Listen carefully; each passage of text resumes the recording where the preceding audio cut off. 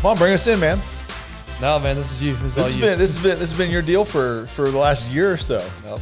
You introduce guests, I introduce roundtables. You know how So I noticed a little bit of a demeanor change from Ben today. And I don't know if it's like coming from work and you're just a little down, but like I think he knew that he wasn't doing the intro, and like I didn't even want to show up. He just was like sad because he's like that's like my thing. Like that's what like gets me up out of bed in the morning.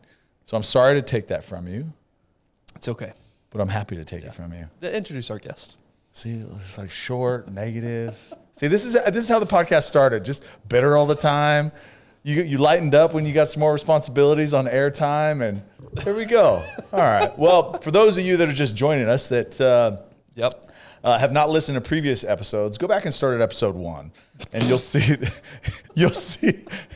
the progression of the Ben Gibbs co-host here. And you'll see he just regressed back to his original state. That's right. Yeah, so, where I wouldn't say a word the whole hour. There was like 5 episodes where I think like one token question from you. Yeah. It was super insightful. He'd been thinking about it for like an hour and a half. I had a lot of time to think. But today, really excited. A good buddy of mine that we met this last spring. Our boys played football together. We got lost at the Prosper football complex or baseball complex. We got lost over there. If any of you have ever been there in the North Texas, it's easy. Mm-hmm. Actually, it wasn't. We were just totally in the wrong area. But anyways, we've gotten to know each other. We've got kids that are the same age, and man, I've just learned so much from him just in a short amount of time, and just really just amazing person. His family's awesome, but we're going to talk about that. We're going to talk about his journey, but really an expert, like market leader in marketing. In fact, we've been doing this podcast since 2020. So we're about 2.5 years in, and we're babies compared to this guy. Yeah. This guy. He's an OG. OG, like when podcasts weren't really cool, to be honest with you. Like it was the very beginning. So Social Media Social Hour was started in 2012 and grew that podcast to be one of the top podcasts in the world. 2012 is when 2012. Yeah, that is like OG. OG. Yeah. I didn't listen to my first podcast. I didn't listen to any podcast until 2017. That's 5 years after you started. Yeah. And now I'm like obsessed. I listen to more than anybody you've ever met. Yep. So I never listened to a single one in 2012. And he consumes a lot of podcasts. Sure. Like you should see our text chain because it's, hey, listen to this. I was like, how do you have this much time? And then you come on talking about Netflix. Like, how do you have time to do both, man? I'm a consumer, man. So anyways, our guest today, Tyler Anderson. And for those of you that have not seen or have known Tyler in the past, have not seen him in the last 45, 50 days, you will notice this dude is lean and mean as well. Getting there. I was going to say, we might not be the best looking dudes on the set definitely today. Not. That was, we might have had the bench press thing on him, but Tyler Anderson, so he is the CEO and founder of Casual Fridays, a marketing company, social media marketing company focused around hotels, correct? And that's really kind of the main source. But again, just his journey, we're going to get into it, and his knowledge of marketing and social media marketing. And so here's the thing, is I was listening to some old episodes of his, and Tyler's been through a ton of iterations of social media. Like when you started, it was pre-Instagram. Oh yeah. Obviously pre-TikTok. But so you've seen, and y'all were talking about Bing as a search engine. Search engine. Yeah. And Bing. Wow. Yeah. And like Ask Jeeves. Yeah. that was pre-12. Okay. Pre-2012. Okay. Yeah. That was I like, remember high school going to Ask Jeeves. But like, I'm super excited because it got me all fired up listening to the older stuff, because there's still a ton that applies and still works today that y'all talked about.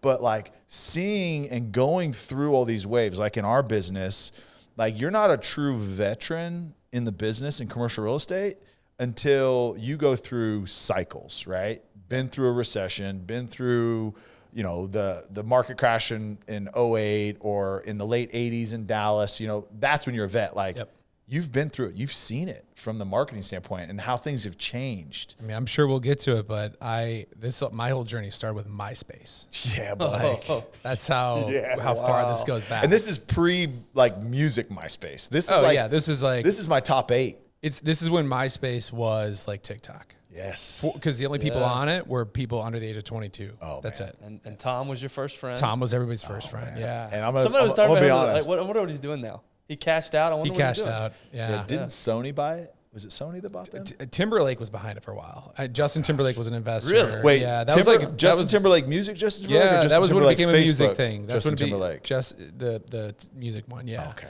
So I that was honestly just a the movie. years blur together now, but yeah, Tom.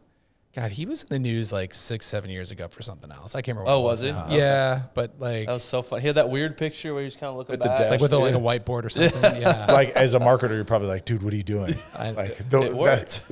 Well, again, going back to like just how it all does go full circle because like when I see everybody talk about TikTok, I kind of like I'm like those are their approach to this. It was the same negative stuff that we heard about MySpace. Yes. Back when it was only a bunch of 12-year-olds, 13-year-olds, 14-year-olds on the platform. Yep.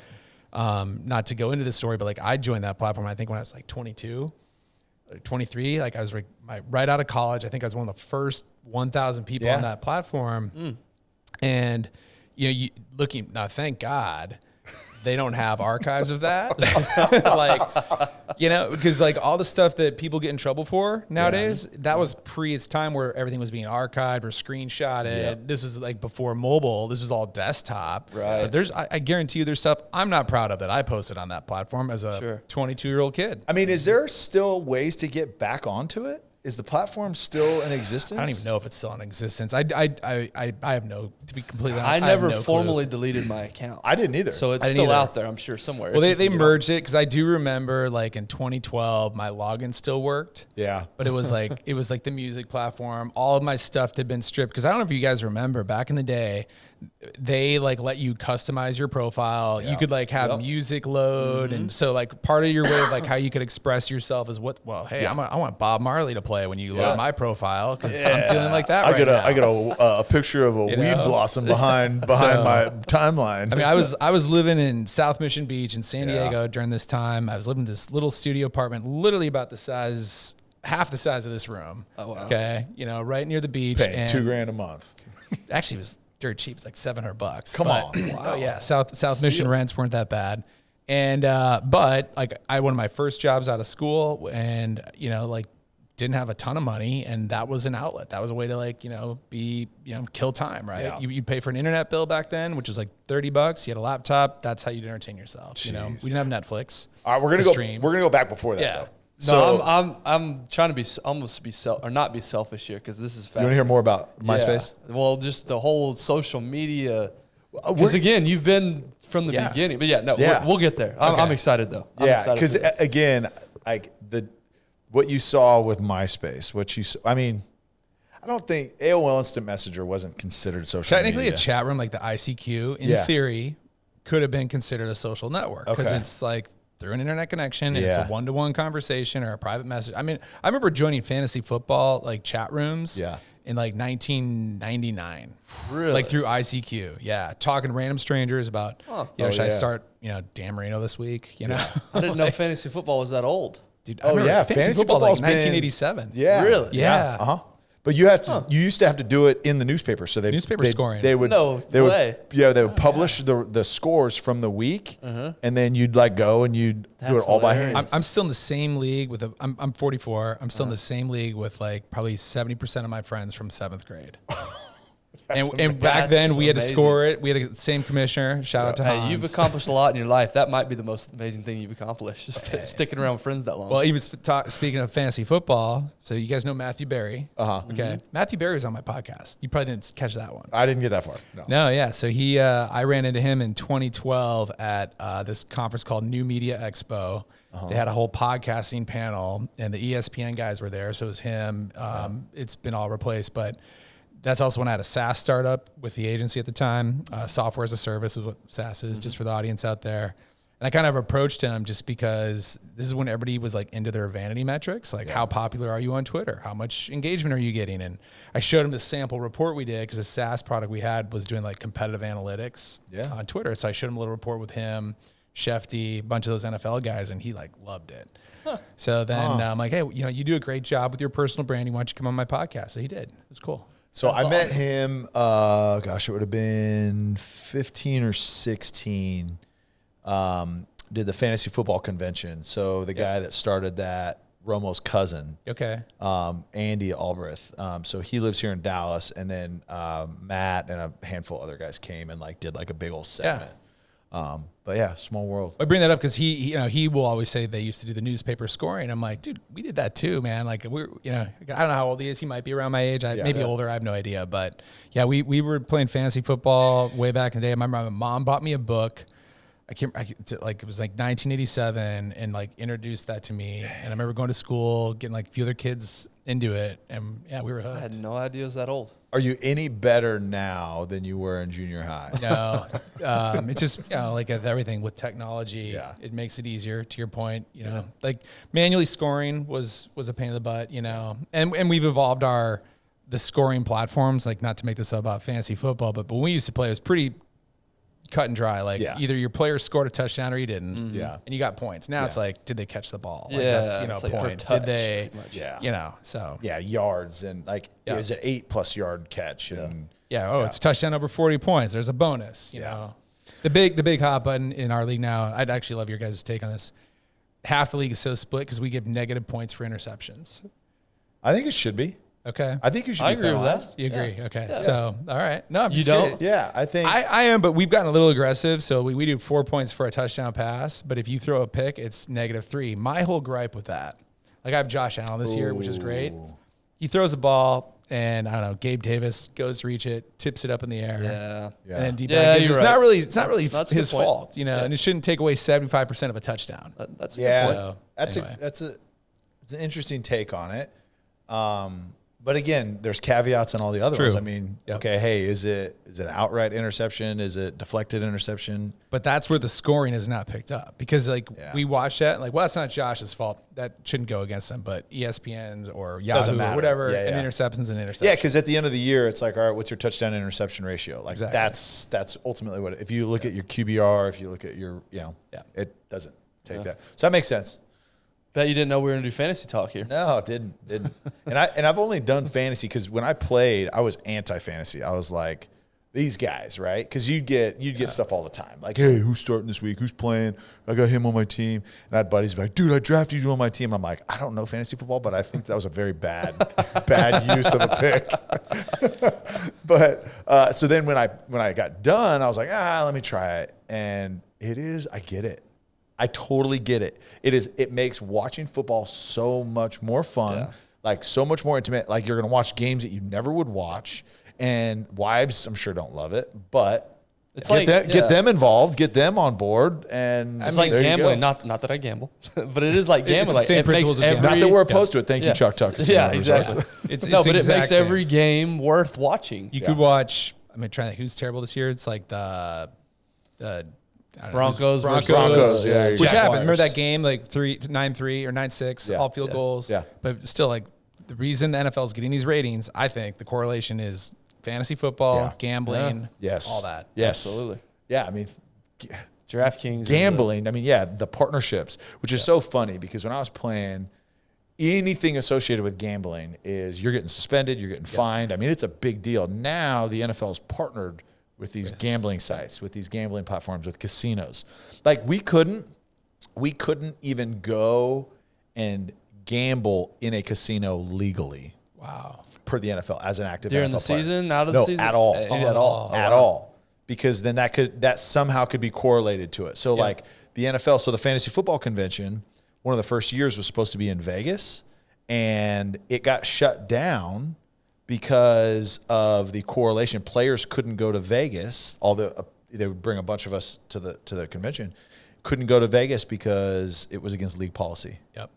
Like, okay. I mean, Well, I know what's his name. 98% of the active players are in Vegas at least once a year. Sure. That receiver for Atlanta just got popped and suspended. Calvin Ridley. Yeah, Calvin Ridley. Whole season. $1,500 bet. Yeah. And I don't even think he bet on the Falcons. No, he didn't. No. Yeah. He just gambled. But there you go. It's double standard. Like the NFL can make hundreds of millions of dollars on this. Yep.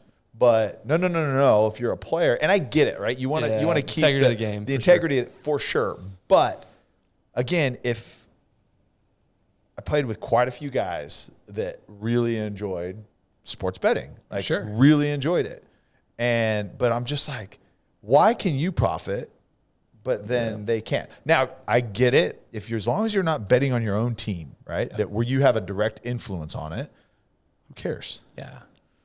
Anyways, all right. Anyway, yep. Restart. We digress. Restart. So, Tyler, we want to understand how you got to be this marketing guru, marketing genius. I mean, hence I say mogul. I mean, he lives in Salina, so he's a mogul in my mind. So he's arrived. I mean, there's no better place on the planet to live. So walk us back, man. Take us back to the days in Minnesota where you were raised, kind of family dynamic, school. Also has an athletic journey that. Sure. So I grew up in a city called Edina, Minnesota, which is a suburb. It's literally right next to Minneapolis, but has a different, unique, or kind of a interesting reputation amongst Minnesota. It's hated because it's a predominantly very wealthy community. Okay. My family was not, we had no business living there, but this is like where the 1% of Minnesota lives. Okay. Life could have maybe been a little different because my grandfather on my dad's side, he basically gifted that house to my mom and dad, or he didn't, my mom did, I should say, or my grandmother, his mom. And she did that because he died unexpectedly at he died 1 month before I was born. And he was super entrepreneurial. So I think this is where I get it. He owned like tons of sports bars. Like this is back where the North Stars and the Twins and the Vikings, all those in those heydays in the 70s, you know, he owned all the bars and all that stuff that they would hang out at. Right. And, but he died unexpectedly a month before I was born. He owned a ton of land in Edina. Okay. Which is, again, it's a wealthy area, and grandma kind of couldn't handle it. So grandma sold it all. And she moved to Washington State to go be with my dad's sisters or my aunts, gave the house to my mom and my dad. So that's how they ended up in Edina. That's where I was born. But my dad, you know, he went to school kind of like a lot of people from those generations got, you know, I can't remember what he majored in. I want to think it was like Department of Natural Resources. Like he's into wildlife, stuff like that. But he got a job with a power company when he was like, you know, in college. And next thing, like 50 years later, that's where he's still working, right? That's just how it was back then. Yeah. So very, very blue collar type job with the power company. Mom was kind of a stay at home mom, but then she had like an office job. I remember with like a dental firm, like helping with like bill accounts payable, stuff like that. Just doing whatever we had to do to survive, kind of like in this town. But I don't know if you guys are familiar with the book Rich Dad, Poor Dad by Robert Kiyosaki. Okay. That was my life. So I lived in Edina. My parents were kind of like my poor dad or my poor parents, but like I was blessed because like my best friends, their parents were some of the wealthiest people I ever knew. Okay. And I vividly remember one of my good friends, Hunter, his dad sold his company for like almost $300 million, like when we were in like high school. Go Hunter. Yeah. So, you know, but Steve Simon, that's who it was. I mean, I remember him sharing stories with me how he was like supporting his kids for less than $20,000 a year, and he had a family of like 5 or 6. Yeah. So he was like the rich dad, or like a Roger King, who was like a big time exec at Graco, or another one was like she was a woman, but it was the mom, Barbara Lupien. She's to this day one of my mentors still. Her son, like her and her husband, started the largest string of car dealerships throughout Minnesota. Like they were all the people I was around. So I got to see kind of like that entrepreneurial thing. And how was that though for you? I mean, was there like, were you comparing yourself to them? Were you aware enough at that time to say, hey, look, this is a great opportunity? Didn't realize the opportunity by any means, but they were my friends, and they didn't judge negatively if we would come hang out at my house. But by default, we would go to their houses because they just had cooler houses. Yeah, way cooler snacks in the way pantry. cooler snacks, refrigerators full of sodas. Go grab when you want it. Yeah. But, you know. I had those friends too. But it was, I kind of got to see all that. And that's also when I saw like, I want that. You know, I want to have that lifestyle. I want to be able to provide that for my family. I want to have the home base for kids to come hang out at, things like that. And so that was just important to me. And that's where I would say I got like this business sense. Like I want to be an entrepreneur, like I remember like still to this day being in like, even like 6th grade, like in my room, just like visualizing things and like, I didn't even know what I was doing, but like trying to pretend I was in business, like looking at income statements and things like that. But definitely that's what influenced me. Yeah, I was doing the same in 6th grade. I was not. Looking at balance sheets and income statements for sure. Yeah. So then I went to San Diego for college. Now I can probably, you're talking about the athletes. So I played football and basketball. Yeah. Okay. Varsity all 3 years, both sports. Okay. Wow. Football was definitely like what I was better at. And I think it was like my passion off the field. Like I love watching football still, but I don't know about you, but I hated practice. Like, no. Okay. Yeah, me too. Like basketball, love practice. Hey, 3-on-2, 2-on-1. Like just you're playing pickup hoops basically, right? That's more fun. As a lineman, you know what it's like. I mean, I was looking over my friend who was like our quarterback, he's sitting there on one knee, just doing these like shoulder drills. And I'm sitting there doing bear crawls. Like you were an O lineman? I was an O lineman and D lineman. Yeah. Now part of it is, I think this is where I get frustrated, just about the timing and coaching back then. This is in the 90s. My school, I was like one of the bigger kids. Bigger kids are going to get stuck in the line. Even though I was an athletic basketball player and I had good hands, I'm sure nowadays I maybe would have had a chance at like a tight end or something. Yeah, but there was a tight end was another offensive lineman, right? Pretty much.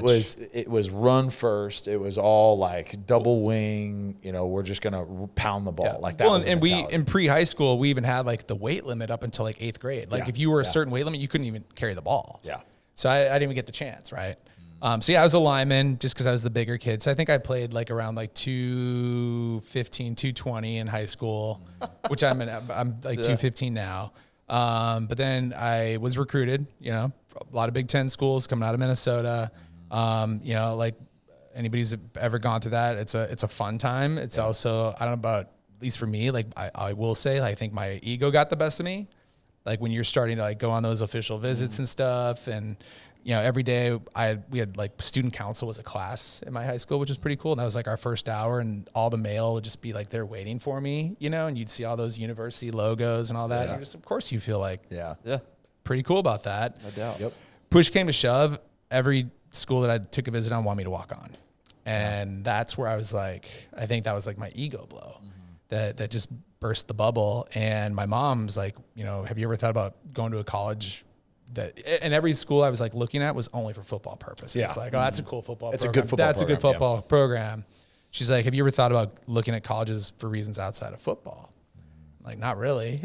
So what is this? What are those? What is this foreign language you speak? And like, that was kind of the reality. Like, okay, NFL's maybe not gonna be in the cards, And so she's like, there's a small school in San Diego. I think you'd love it. I went out there on a visit, fell in love with it. University of San Diego. Went out there really without ever having been to San Diego before.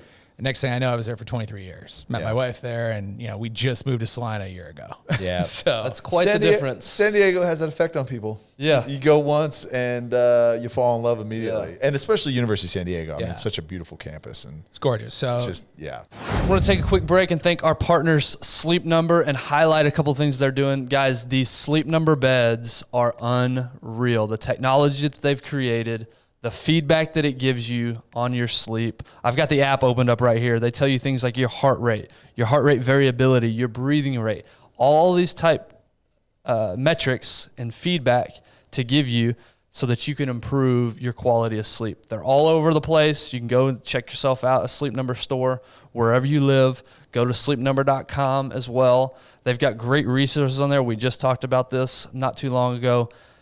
They have a whole blog section, all these articles, things that you can improve your health. Sleep Number is definitely changing the game when it comes to bedding. So get yourself to Sleep Number, get yourself to sleepnumber.com, and check them out. Now back to the episode. Moved out there in 1998 and, went to the University of San Diego. So you didn't play ball, right? Didn't play ball there, no. I did 1 year at the University of St. Thomas, which is in Minnesota. So when the house came crashing down, if you will, and like I realized I was not going to walk on to a Big Ten program. And I already knew I wanted to go to USD, but I'd missed the window because I didn't apply in time, right? Yeah. So my mom's like, well, St. Thomas is a very comparable program. All your credit should easily transfer there. So I went to that freshman year knowing I was going to transfer to the University of San Diego. So I really kind of just checked out at UT, but I did, University of St. Thomas, did play football. But again, it was a D3 school at that time. Now it's a D1. They actually just got promoted to D1 AA. Yeah. Well, that's Harbaugh. That's where he got his start. Well, he did USD, not St. Thomas. Oh, I'm sorry. I'm sorry. Yeah. Okay, sorry. But St. it's also Thomas. Sorry, St. Thomas just became a D1 AA. Okay. So they're playing All USD right. now. So Okay. But So one thing you mentioned a couple times is like the insight from your mom helping you through this process. Yeah. Right. I feel like that's a small number of the population of kids have that resource. Like typically parents are like, hey, go, I'll either help you with your student loans or I'll help you pay for college. But like understanding, okay, hey, what transfers? I mean, that's some intentionality from your mom. Totally. Like to totally be like, hey, look, let's look at something that's comparable, easily transferable. Like I know, I mean, neither of my parents, well, my mom went to college, but just like strictly for teaching, right? Yep. My parents wouldn't have had that insight. no, I mean, in hindsight, so even going back to like the football side of things, my parents had no idea like about some of this stuff. And like, I definitely feel like, I mean, I went all that blind. Yeah. Like I was learning as I was going. Like nowadays you have parents who are basically schooling their kids how to get recruited, right? Like they know what to do. In like junior high. Totally. Yeah. So my mom and dad didn't know any of that stuff, you know, and I Which, didn't by the have- way, he's already gotten letters from Alabama for his third grader. True story. Saban. No big deal. His third grader's a beast. Although you talk about, I think I mentioned this, so it's crazy too, just sidebar about the recruiting stuff. So I remember like Brett Bielema was like the one who was recruiting me when he was the defensive line coach at Iowa. And then he went on to Wisconsin, and I think he's like a D coordinator now. And No, he's a head coach at Illinois. Is that where he's at? Yes, and they are doing really well. Okay. Okay. Yeah. So, and then I know all about college sports. but then the other one, Great knowledge. the other one that cracks me up. So Nick Saban was at Michigan State when I was there. You Oh, I know, forgot people about always that. forget about Yeah, that. You know, I forgot so, about that for sure. like those were the years when, and then it was Lloyd Carr at Michigan, and you know, Hayden Fry was Iowa. So, Yeah. but So you go to San Diego. go to San Diego, and you know, that was great. It was a typical California experience. Kid from Minnesota. I only went home like once. I was gonna say, what is that culture shock like? Going from cold and It was mountains like and that outdoor? You've said you've seen the campus before. Yes. This campus is on a hill in San Diego. Okay. It's When you drive up it, it's this big, huge hill, and you see like these picture perfect palm trees, like, you know, like up the hill. You literally feel like you're going to paradise. Okay. And kind of the inside joke there is like they called it, you know, USD for University of Spoiled Daughters. It's you know, it's a private school, but it's, you know, it's very, very true. you know, I'm just kidding. So I mean, but again, here I am, this kid from a blue collar or with a blue collar background from Edina, but like I'm looking at all the other kids driving like, you know, state of the art Mercedes, BMWs. Yeah. Like it was almost like 90210 a little Yeah. bit, Yeah. you know, that vision. So, but it was, I mean, I loved it. I loved going to school there. I had a blast. And then, so I was a finance major, and I remember like, again, with that I've had this weird knack in my life to like be at the right place at the right time with people. Kind of like when I was talking about my friends growing up. Yeah. So now I'm at this school, University of San Diego, and I remember my mom and dad, like they instilled in me, like I had to have a job. Like if you want to have money to like do things, like they're gonna help me with tuition, but it's up to me if I'm gonna like do anything, like have any type of a social life, I gotta pay for it. And so do you guys remember Planet Hollywood? Oh yeah. Okay, so No, The restaurant Planet Hollywood. Planet Hollywood. No. Oh yeah, it was like I mean, it was like Rainforest Cafe before. Oh, okay. Rainforest. It was like very like celebrity center. it was like owned by Schwarzenegger, Yeah. Stallone, and Demi Moore. I Yes. think. I'm in. So I when I knew I was going to transfer, so that freshman year of college, I was a bartender at the Planet Hollywood in Minneapolis. Okay. Okay. So I thought, like, I'm like, hey, can I keep this job? Can I transfer to San Diego? They're like, yeah, sure, go ahead. I thought I was going to like go have this job tending bar at the Planet Hollywood, San Diego. And then I arrive, and then they're like, yeah, sorry, actually, we don't have any openings, no shifts for you. So I didn't have a job. I'm in my Spanish class, day one. I'm like, yeah, I need a job. And this guy, Joe, sitting next to me, he's like, well, hey, why don't you come with me? And I didn't know this at the time. Joe's dad was like one of the top donors to the school. Okay.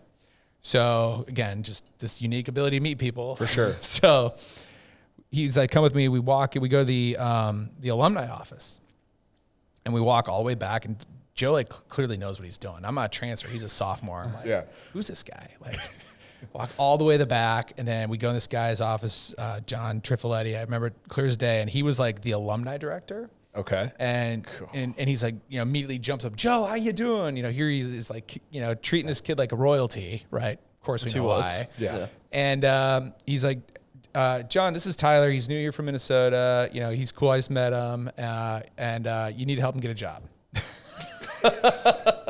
Not like, hey, really could use a favor. It's like, hey, do it. So that was interesting because basically then now that I was in Triff's like sites, like that helped me all the rest of my college career. So like first thing he's like, oh, actually, you know what? We have this opportunity on campus. It's a campus job. You can work like 10, 15 hours. You're going to work, it'd be a student assistant for the president emeritus. I didn't even know what the word emeritus meant at the time. I still don't know what it means. Okay. It's basically like it's like with honors. So, I've heard it. I just didn't know what it meant. So it was for Arthur Hughes, and he was the former president of the university. He'd retire, but he basically would come on campus like once every 2 weeks for like an hour. I don't know what he would do. And my job was to be his assistant. Okay. So, and I got, whatever was like $8-10 an hour. So, but that was my job. And I had that all 3 years, and just knowing for like the connections it was going to make. So, they had he has buildings named after him at the university. Like that's all you need to know. Yeah. So then they even did like the Hughes Career Achievement Awards. It's a big black tie gala, so Art was someone who I went to like, well, hey, when I was trying to pick a major, like what do you recommend, and he's the one who gave me the advice, like, listen, if you want to be in business, and your passion's marketing, because I told him I liked marketing, right? Yeah. He's like, the thing is, you're going to be limited to that if you do a marketing major. Yeah. It's like, if you go for finance, you're going to be able to do that and then some. It's like, and even if you go all the way, he's like, even though it's dry, if you can handle it, go for accounting, because you're going to learn all the fundamentals. I wish I'd have gotten that advice. Well, I couldn't handle accounting. That was too much for me. So I went with finance. Yeah. But even going back to Triff then, like the alumni director, I could walk in his office. I mean, he lined me up with internships every time I needed it. So I interned for like UBS Payne Weber on the 5th floor, overlooking the Pacific Ocean in La Jolla, with one of the top producers, a guy named John Cyber. Just all those opportunities, all because of like meeting Joe Viola. It's crazy. You said a second ago you liked marketing. What do you mean by that? What did you like about marketing? I like the creative aspect of it. Like I liked marketing. Like it was always fun to me to be creative. I liked doing things like on my computer back then. That was like, the beginning of that. And so it is funny though. Like, I look back at the stuff that I learned from a marketing perspective in college, and this is like when the internet was just getting going, right? Yep. What years are we talking here? I graduated 2001. Okay. So I remember like those classes would have been in 2000, 2001. Gotcha. It's funny because I also liked football. I remember one of my senior thesis projects I had to do was like when the original XFL launched, Oh, yeah. And we had to do a whole breakdown. He hate me. Yeah. We had to do a whole breakdown of like their marketing. It's funny because back then, like one of the critiques was, well, their website's not good because it's all black, and that's too hard to read for people on computers and stuff, but it's pretty funny to kind of think back all that. But so going back to the internships, I had 2 internships in college. I had one as a sales and marketing internship with another guy who was an entrepreneur. He was a former alumni of USD, Sean McEachern, and he started a company called Inflatable Design Group. I don't know if they're still around. He was a pioneer at the time. He's the one who basically was the first guy to do those giant inflatables that you see in football stadiums. So he did the one for the Cowboys. I remember that was one. Like the star that you run through. Or the helmet. Remember the helmet that people run through? I was at a high school football game last week, and I was literally thinking, I wonder who invented these. Yeah. That makes sense because they didn't have, so I graduated high school in 2003. Yep. And they didn't have nobody except the super rich schools. Yeah. Well, so my job, that internship was a sales and marketing internship, and my job was to sell to the small colleges. So my first sale was like Montana State.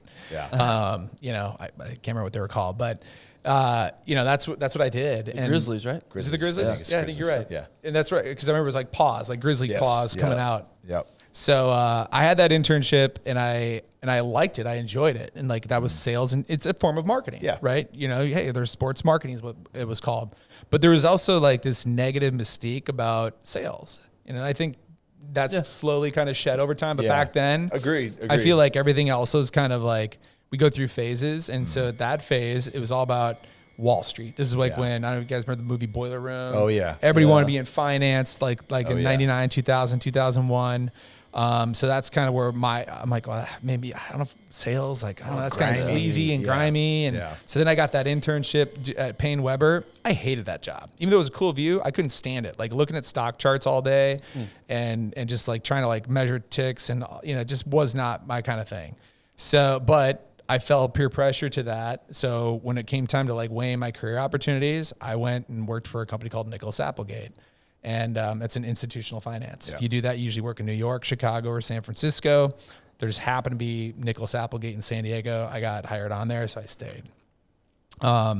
In hindsight, like I know the whole podcast is the one shot, and like that's my whole thing is like you got to follow your gut. And like I've had instances in my life where I realized I didn't. Yeah. I fell victim, maybe not victim, but I fell into the trap of going under the peer pressure of something else. Yeah. And it backfired, So everything happens for a reason.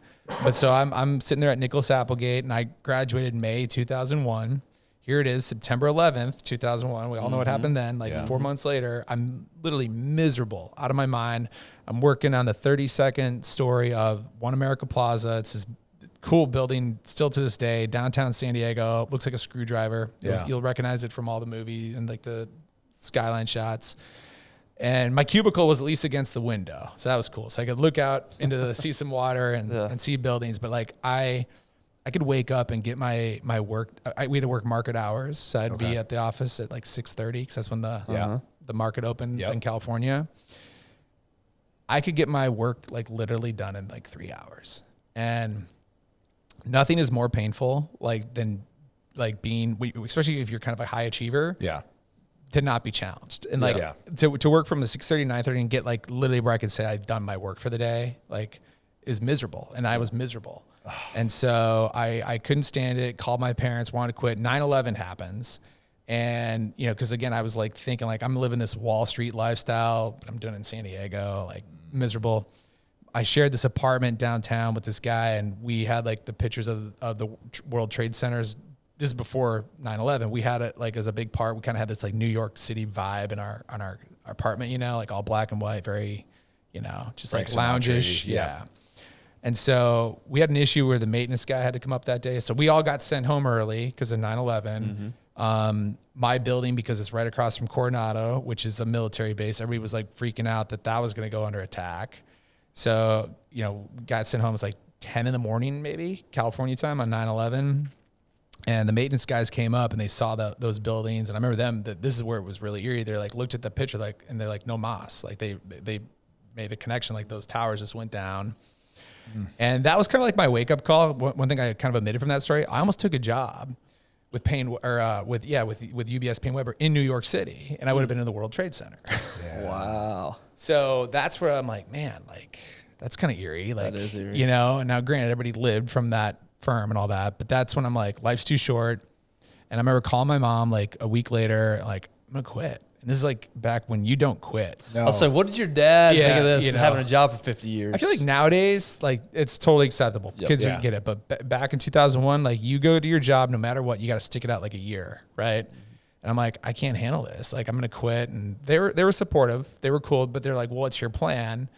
And like when I was in college, I opened up a PF Chang's. Like that's how I made money too, in addition to work for Dr. Hughes. So I'm like, well, I have my contacts there. I actually made more money there than I was making at my first job out of college.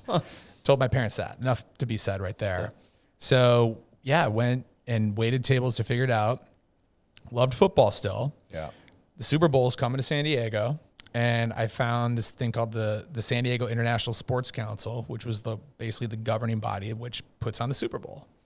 So I did some digging and basically they had this internship opportunity and applied for it. They brought me in, with a few other people. I wound up getting it. It's a non-paying internship though. It's a 1 year, no pay, because of course they can do that. Yeah, of course. Oh, you work for the NFL? Yep. Yeah. So I took that, and this is 2000. That Super Bowl is 2003. So this job did start in like early part of 2002. Yeah. It was like a year and a half out or whatever it was.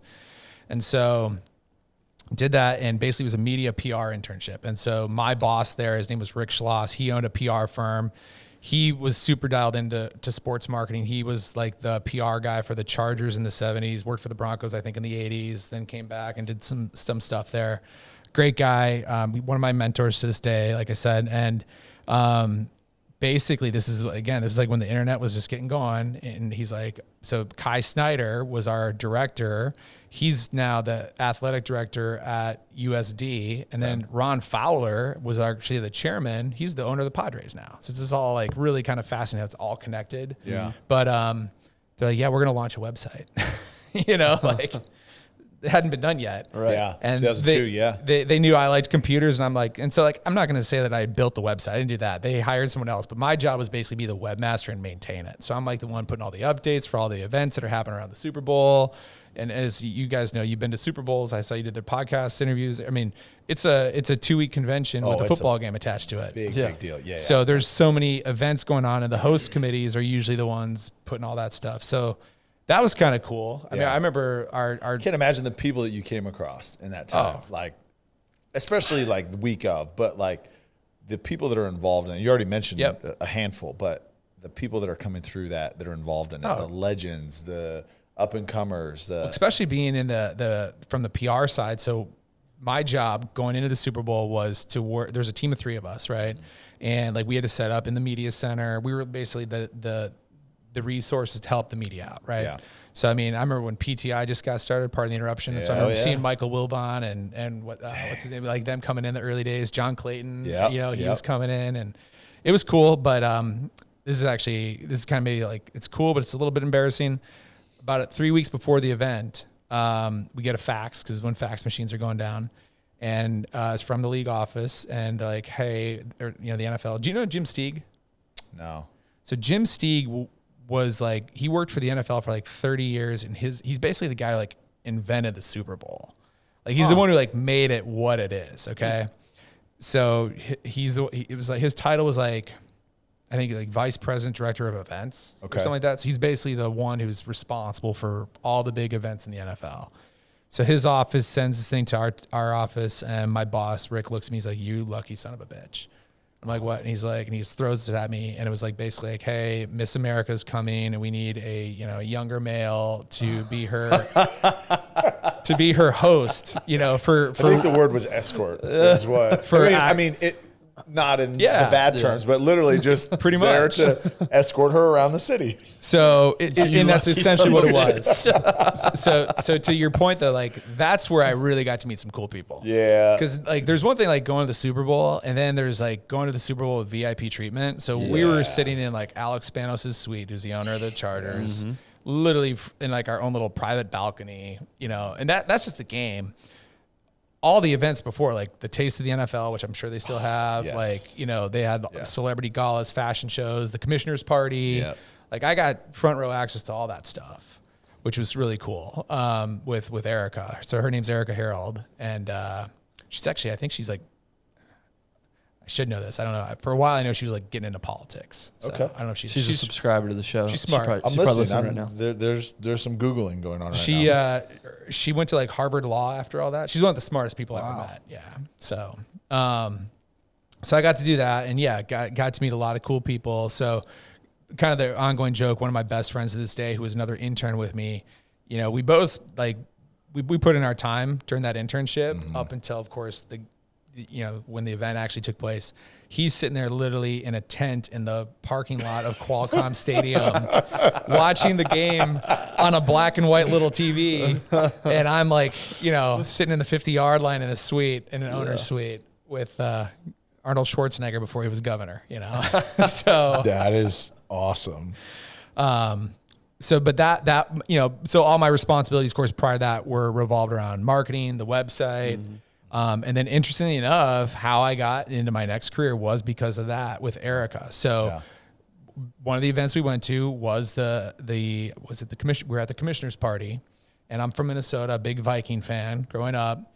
And I met Charlene McCombs there. So Charlene McCombs was the wife of Red McCombs, who at the time, he was the owner of the Vikings. Yep. So Charlene, she was like a big supporter of Erica Harold and her platform with Miss America. She was involved with that stuff. So of course I met her. And then, so interesting enough, Erica's platform was like celibacy and abstinence. Okay. And so here I'm at all these cool parties and I'm like, as a 23-year-old, of course, I would love to like have beers and stuff, but I'm sitting there, I'm drinking like a Coke, right? Yeah. And so you're working, doing my job. And so Charlene's like, you know, what do you think of her platform? I'm like, I think it's great, and I support that, and you know, I'm doing what I can to support it here. And she's like, well, I love hearing that. And she's like, so you're a Viking fan? She's like, come with me. And she like walks me over and introduces me to like Mike Tice. You know, hey, Mike, this is Tyler. He's from Edina. You know, and then anyway, just all that stuff. And Mike Tice, for those of you who don't know, was the Vikings head coach for a little bit. He was offensive line coach there. Offensive line coach before. Yep. I played for Mike in Chicago. But the whole Mike Tice deal was the boat party, right? Oh yeah. When he was in Minnesota, they were doing well, and no, they lost. It was a losing season, I think. I don't know. But they had just lost. And, a bunch of inappropriateness on the boat. The team. Yeah. But so Mike, you know, and kind of going back to even like, man, I have to put a pin on that story, which we should. I want to go back to eventually later, remind me about this, about like, if you did want a career in sports, because like sometimes you think about like, if you connect those dots, I probably had an opportunity to do something there that I could have done that I didn't do. Yeah.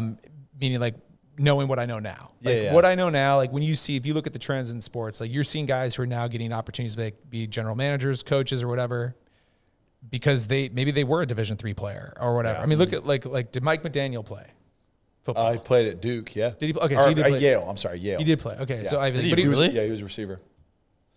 He's tiny and dorky and tiny. Wow. Not dorky. He's just Super smart. smart. Just because he's smart, Dorky. Ben, doesn't mean he's a dork. He looks like he doesn't look like a football player at all. But like but at that time, no one was there to tell me like, listen, if you want a career in sports, there's other ways you can go about doing it, right? Yeah. You know, and Mike probably through Charlene would have like, I probably could have gotten a job fetching coffee to start, right? For sure. On the coaching staff or something, right? Yeah. But that wasn't even on the radar, right? Yeah. But I do remember Charlene asked me like, well, what are you going to do after this? And I'm like, well, I got to figure that out. And she's like, well, what are you into? And I was just talking about stuff. And she's like, well, you know, if you like sales and marketing, you know, Red's one of the biggest shareholders of Clear Channel. And I'm like, oh, interesting. And so literally pretty much she got me a job within like a week at Clear Channel San Diego. So there was still follow-up after the game. We would write letters. I was like pen pals with Charlene McCombs. But I feel like that's a skill that people, because there's so much just like empty talk, right? When you're out at events and you're talking and you're doing stuff, right? It's like, oh yeah, I'll help you out, I'll do this. There's so much of that everywhere. No. But like to actually follow up, I think, and to actually stay connected is a very good characteristic that people just don't have anymore. No. So I met her there, and again, this is like, I mean, I think I had a cell phone, but this is before you would like text people. It was like just for emergency calls only. And Snake. Yep. Yeah.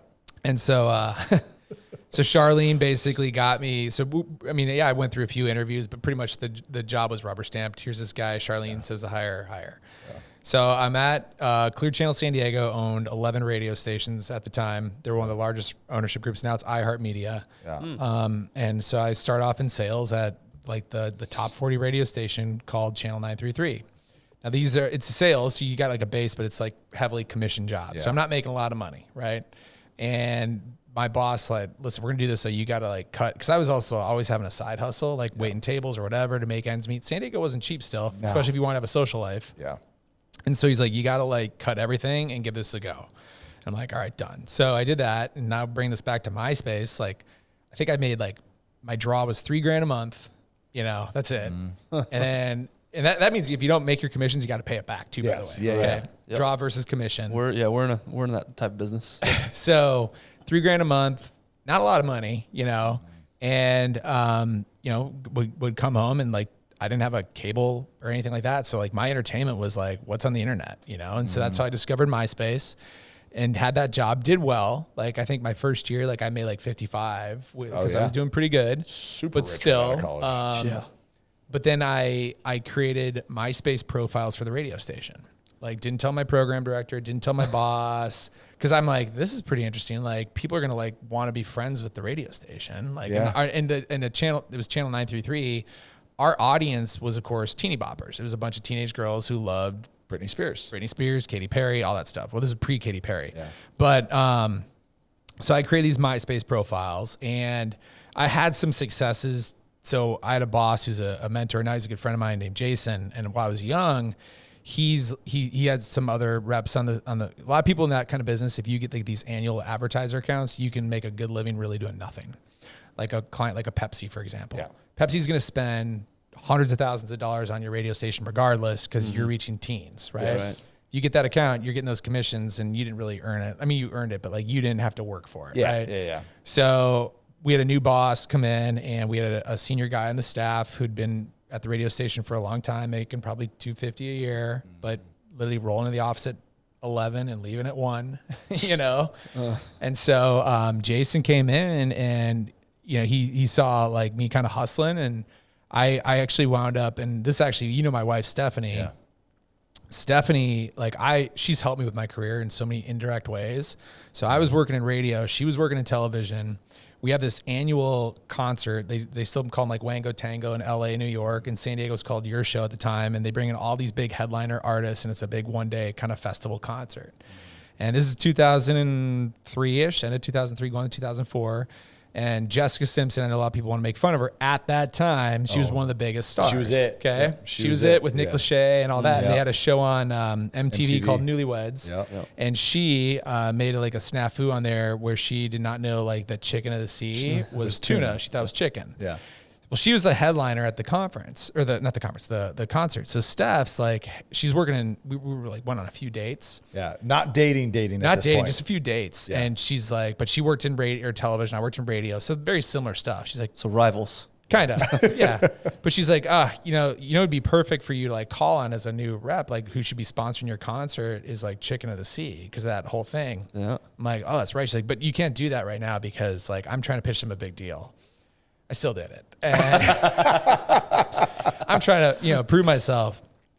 Wound up selling the title sponsor, okay, to Chicken of the Sea for this concert. way. And like that does not happen in this industry. Like a 23, 24-year-old, I can't remember exactly how old I was, like comes in and does that. Yeah. So then my boss was like, why don't we have more reps doing what Tyler's doing? You know, like Pepsi should be spending more than Chicken of the Sea for a concert that's bringing a bunch of like, you know, 12-year-old girls. And so His acceptance speech to that comment, by the way, was, I know, thank you. Yep. I thought of this all by myself. I'd like to thank me. Had no help at all. Had no help at all. I'd like to thank me for my hard work and creativity. yeah. So sold that. So then like, you know, later, like probably like 4 months later though, then that's when he's like, Tyler, I'm going to give you a Pepsi. It's like the largest account on the station. He's like, but you got to grow the sponsorship revenue. So that at that time for the radio station, they were maybe spending like, I don't know, maybe $20,000 a year just on sponsorships. Okay. Like this is outside of ad buys for what's on the spot or like radio commercials. And I mean, over the course of 2 years, wound up it was the first time, and it was like unprecedented at the time. It was like 2005. We did studio naming rights. Like nobody did that back then. Yeah. We literally had them sponsor like our midday show, like brought to you by Diet Pepsi. Like we would like crack the can, just new stuff. Yeah. The Diet Pepsi studios or whatever. Yep. Yeah. We did all that and sold those. And then, but then they kept like, well, what else you got? What else you got? And that's at that time I like was building up the MySpace profiles. Yeah. And then, I don't know how much you guys know about radio. It's totally archaic now, but back then they would do radio remotes where you'd go to the grocery store and you see the radio station broadcasting live, and they things still like do that. them. Yeah, they still do them. Yeah. So, you know, they would always want those for like their merchandising partners. So like the grocery store chains. And the problem is like not a lot of people would show up at those, right? But they would give like really cool merchandising kits. Like they'd give away like Xboxes or like just cool, you know, prizes. So that's when I started like promoting it through MySpace. And I noticed we would see like more traditionally, we'd maybe have like 10 people show up. Yeah. Now we're getting like 100 people showing up. Dang. And that's when I'm like, wow, like there's something to this. There's something to social media. Yeah. So that's really like So that's what kicked off the that's social what kicked media. it all off, where I'm like, okay, there's something some power there. And I was like younger still. And then I got promoted with those successes into management at iHeart in San Diego. I think I was like 27 at that time. And I'd still like work with my reps and try to incorporate it as part of our programs. But a lot of the agencies would still like kind of like frown upon it. Like, oh, that's for kids. That's for teens. Like why, like, you know, they didn't see the value in it. So then in 2009 is because was there a way to track it? There wasn't really No. a true way to like track the. No, because even MySpace never really. So when I started the agency, then I views, left. though. Didn't you have a profile, a view counter? Was there a view? Was that what it was? I don't remember. I think They that didn't have was. business pages, like, so everything was like just you create a profile, Yeah. you know, and that's why there could be fake accounts and all that. And Yeah. so, but I, you know, Like but fake radio I even accounts kind of that stopped the radio station using. doesn't know about. What's that? Like the fake radio station accounts that the radio station doesn't Totally. know about. Yeah. Okay. So I do remember what's funny. So I got promoted into management, and then I, you know, in full transparency, like even though I like bought in, like now I'm not directly like selling to like the clients my reps are. So I kind of like, you know, I still had those profiles, but like it wasn't like a top priority.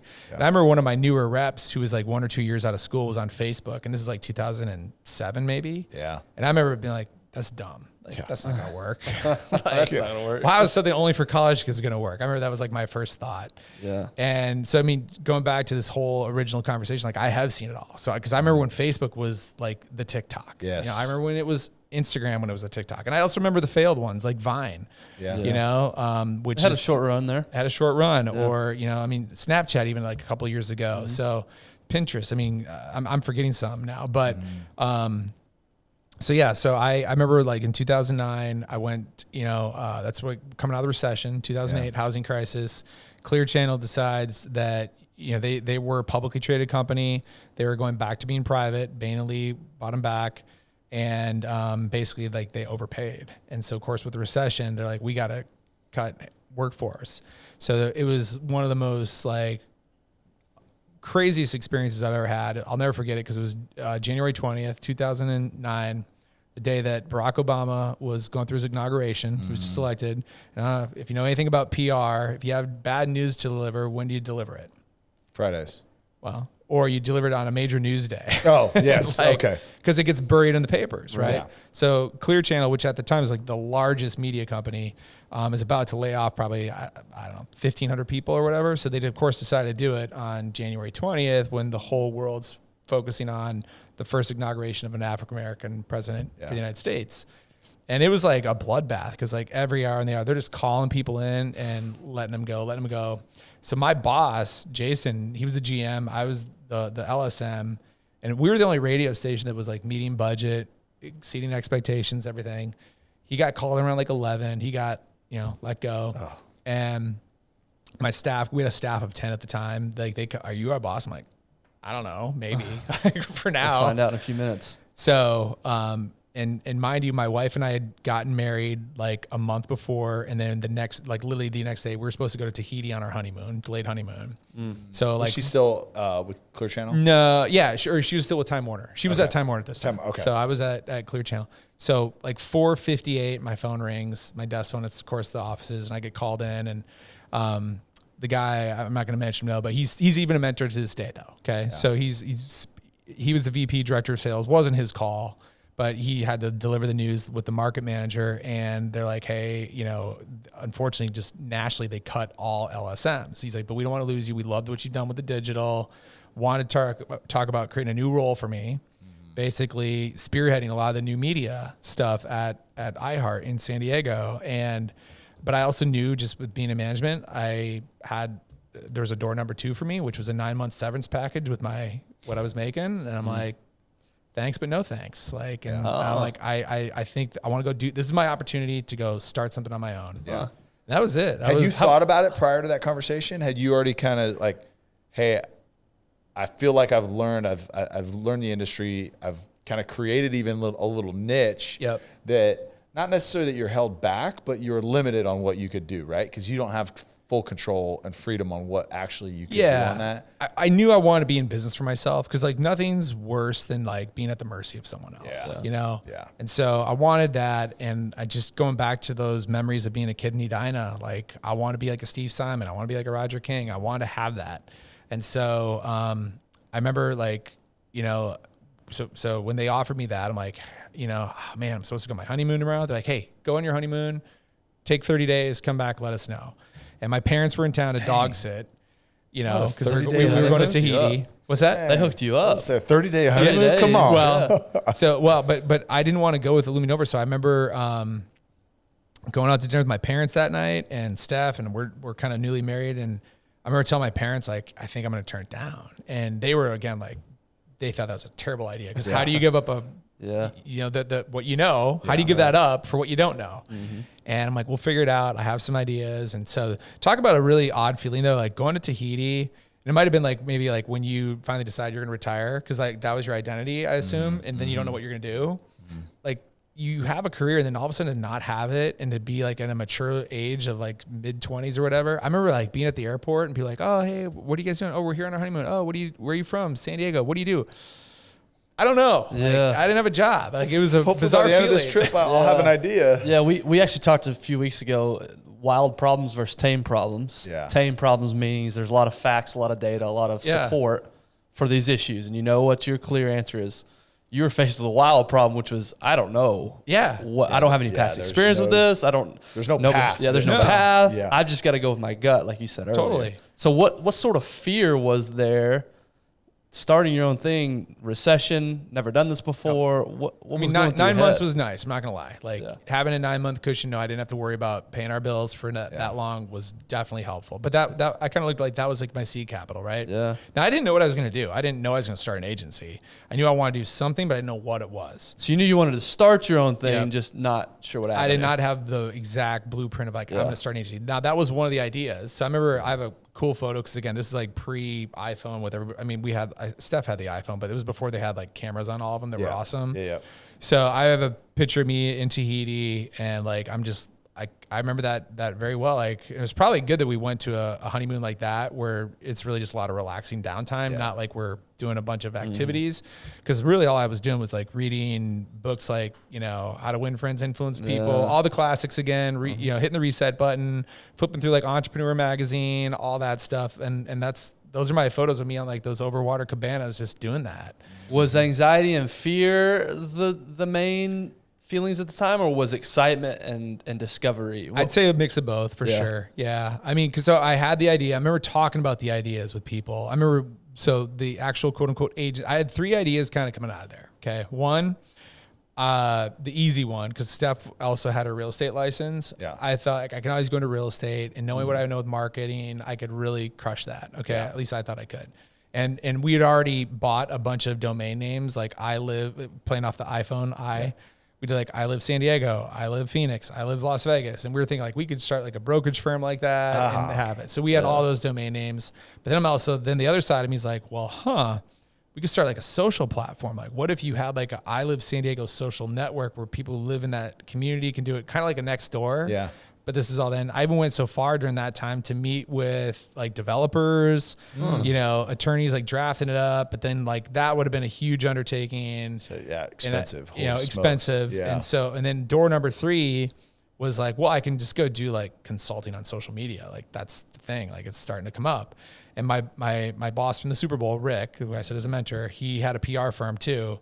So I remember meeting with him at a Chili's for lunch. I'm like, you know, what do you think of this? Like, would people like pay this? He's like, Tyler, I have like 5 clients who will pay for that tomorrow. And so he literally got me an in with his startup called Bucksback. And I remember Steph and I were at the San Diego County Fair, and I remember meeting with him a couple of times. And like it was like June 30th, 2009. You know, like hey, let's do it. Here's a contract. You know, I sent a contract. They signed it back. I'm like, I guess we're in business. And that was like the beginning of doing this. First client. First client. Always the hardest takes one. So, and I went with a lot of my relationships I had in San Diego from the radio days. And I remember I'd had some other like proposals out there. Then they all like came within like a 30-day window. And next thing I had 5 clients and we're making like 10 grand a month. And like, that was it. That was the beginning of Casual Fridays. So now, did you start it and the company was called Casual Fridays right off the bat? This is actually a good story. So one of the other, I forgot to mention this. So like when I was still formulating like what's this going to be, I knew this is kind of a blend of influencer marketing because like at the radio station, I would see how much money our talent would get paid to show up for these radio remotes, right? Yep. And like no one's really like saying hi to these. I mean, I love these guys. They're some of my dear friends to this day. But like, let's be honest, you're a midday radio jock in a small market. Like, you're showing up at a Vaughn's or a Ralph's. Like, do people really care? But they were still getting paid a couple $100 to do that, right? Large part, the brands wanted to have their name or their likeness affiliated to it. So This is like before influencer marketing was a thing. I'm like, wow, that's fascinating. Like, well, what about their social media like profiles? Like we could, if they're getting paid like $250 just to like show up for a 3-hour event, like what would we have to pay them for like to tweet about a product or a service, you know? Yeah. So part of me was even thinking like maybe there's something to do with influencer marketing. So I remember like reaching out to some people and trying to like build a network. And I was thinking of like even doing that. So before I knew that it was going to like become a consulting thing, I also was thinking maybe it's like an influencer network thing. I wasn't really sure. It was like, who's going to pay me first, right? Yeah. So I named the business Hipfluence, which I cringe at now, like meant to be like kind of like hip and cool, but influential, you know? Yeah. And after about 3 months of doing that, I had a couple clients kept always writing the check to Hitfluence. So like, this ain't gonna work. We gotta do something different. And I remember Steph and I being at a Colby Calais concert in like early 2009. Can you name a song that she sings? Absolutely. Bubbly. Yeah, that was it. Yep. Right. I'm a big Colby Calais fan. So I remember we were at her concert, and I don't know how it came up, but somehow we're just sitting there talking. I'm like, it'd be a great name of a band, like Casual Fridays. Like, just thought it'd be cool or whatever. And this is also, again, 2009, like long before I feel like now every place is like a casual work environment. Yeah. Back then it was still very much, at least in my industry, even in San Diego, it was all suit and tie all the time. Yeah. Worst. So gosh, radio, honestly, radio sponsor salesmen, like suited and booted, and it's like the big baggy suits because they can't afford anything nice. Yep. Oh yeah, I know those guys. Men's Warehouse. Well. Oh yeah, I know those guys too well. Two for $199. Or buy two, get your third jacket Got free. a gray and a navy suit with one red tie. So then I, and I bought the domain name. Just think, I don't know why. If I have an idea and I think something's cool, one of the first things I always do, even to this day, I'll like go see if the domain name's available. And just, it's like $10, just buy it and then you got it. You never know when you need it. And then, as we shift into other marketing things, like, even back then from 2009 to today, the barrier to entry to create something like you and I could sit here right now and we could come up with like a crazy idea, and within 10 minutes, we could have it live on the internet. Like literally, we could create a web page. Where even like 10 years ago, though, you like, well, who's a developer? Who's a programmer? Right. How are we going to get that? But now there's software to help with all that. That didn't exist then.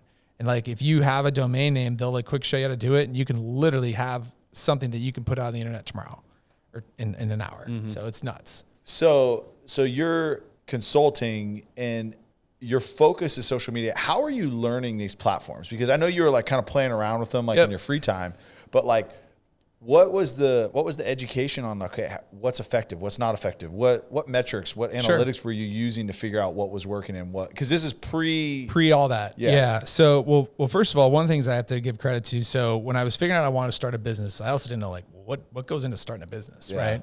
So there's this organization, I assume they're still around now, and it was called SCORE, which stood for Service Corps Organization, like retired entrepreneurs or something like that. Basically, it's old dudes who are retired, who don't know what to do. They just want to mentor people. That's awesome. So I'm assuming they maybe have it in Dallas. They had it in San Diego, and they would like have everything from like, how to determine like which type of entity to be, like should you be an S Corp, C Corp, whatever. And, some of them were CPAs, like how to like read your books, and it was really cool. But then they started having a few like on digital marketing. And not that I learned a ton from like the instructors, because they'd bring in guest speakers. It was really just the other people like who were attending those classes. And I remember so a lot of this space is self-taught, right? Yeah. Especially at that time. At that time. So like, interestingly enough, like I remember being in one of those classes. I don't remember the woman's name, but I remember her saying like, "Oh, do you follow Chris Brogan?" I'm like, "No, who's that?" She's like, "Oh my God, he's a must follow on Twitter." And, he had like 3 or 4 New York Times best-selling books at that time on various marketing things. So you just kind of find those people. Yeah. That's what I did. And then you'd also learn from, like I mentioned earlier, HubSpot.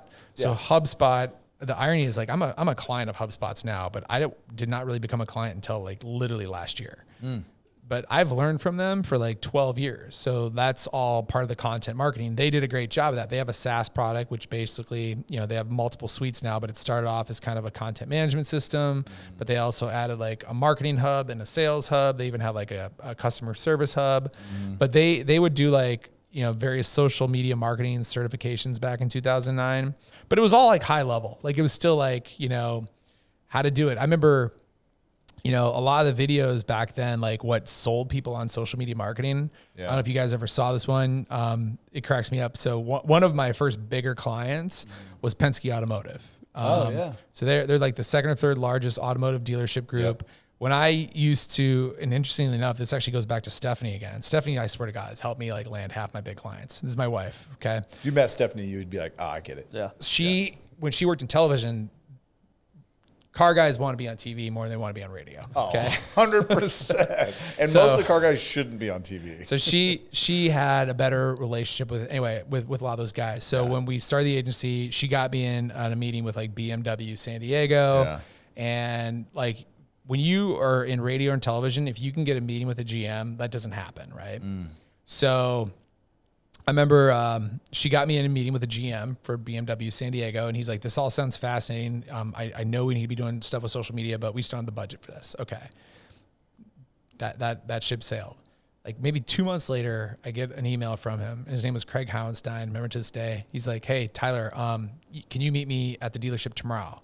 I'm like, yeah, sure. He's like, by the way, you're going to be meeting my boss. I'm like, okay. So I pull up. This is the GM. This is a GM. Okay. And like you never get those meetings when you're a regular radio sales guy. So I show up, and he like comes down from his office, and he's like, get in the car. We get in a car. We drive like 5 blocks away to some trailer behind. Now, mind you, in San Diego off the 15, there's like the BMW, Lexus. There's like 7 dealerships on this big highway, right? They're all owned by Penske, or that area. And we end up in this like trailer behind it all. And I go and I meet this guy named Alan Perlin, and he's like regional vice president Penske Automotive. And the CEO of Penske was Roger Hendrick. Yeah, Roger Hendrick, who's like, I don't know if you guys know anything about NASCAR, Hendrick's Motorsports, all that. He does all that. Anyway, so Alan's like, hey, so Craig says you know social media. I'm like, yeah. And he turns around and he goes like, well, I got this email from Roger. So Roger Hendrick, and he opens it up, and it's like a YouTube video. And it's one of those ones that just like puts the fear in people, like about, you know, more people post to Facebook in 1 minute than people like sneeze and all these things, like, you know, and he's like, you can help with all this. Cause like Roger's email said, everybody come up with a solution for this. That's all it was. And he played the video. So yeah, we got like the 9 Penske dealers in San Diego, just like that. Wow. And these were like good dealerships, not like, I'm not trying to make fun. It's not like it's a Kia dealership, you know, it's like BMW, Mercedes, Lexus, stuff like that. And then that turned into Northern California. We did the ones in like Austin, Texas. Next thing I'm talking to people from Penske corporate, you know, and that was all Steph.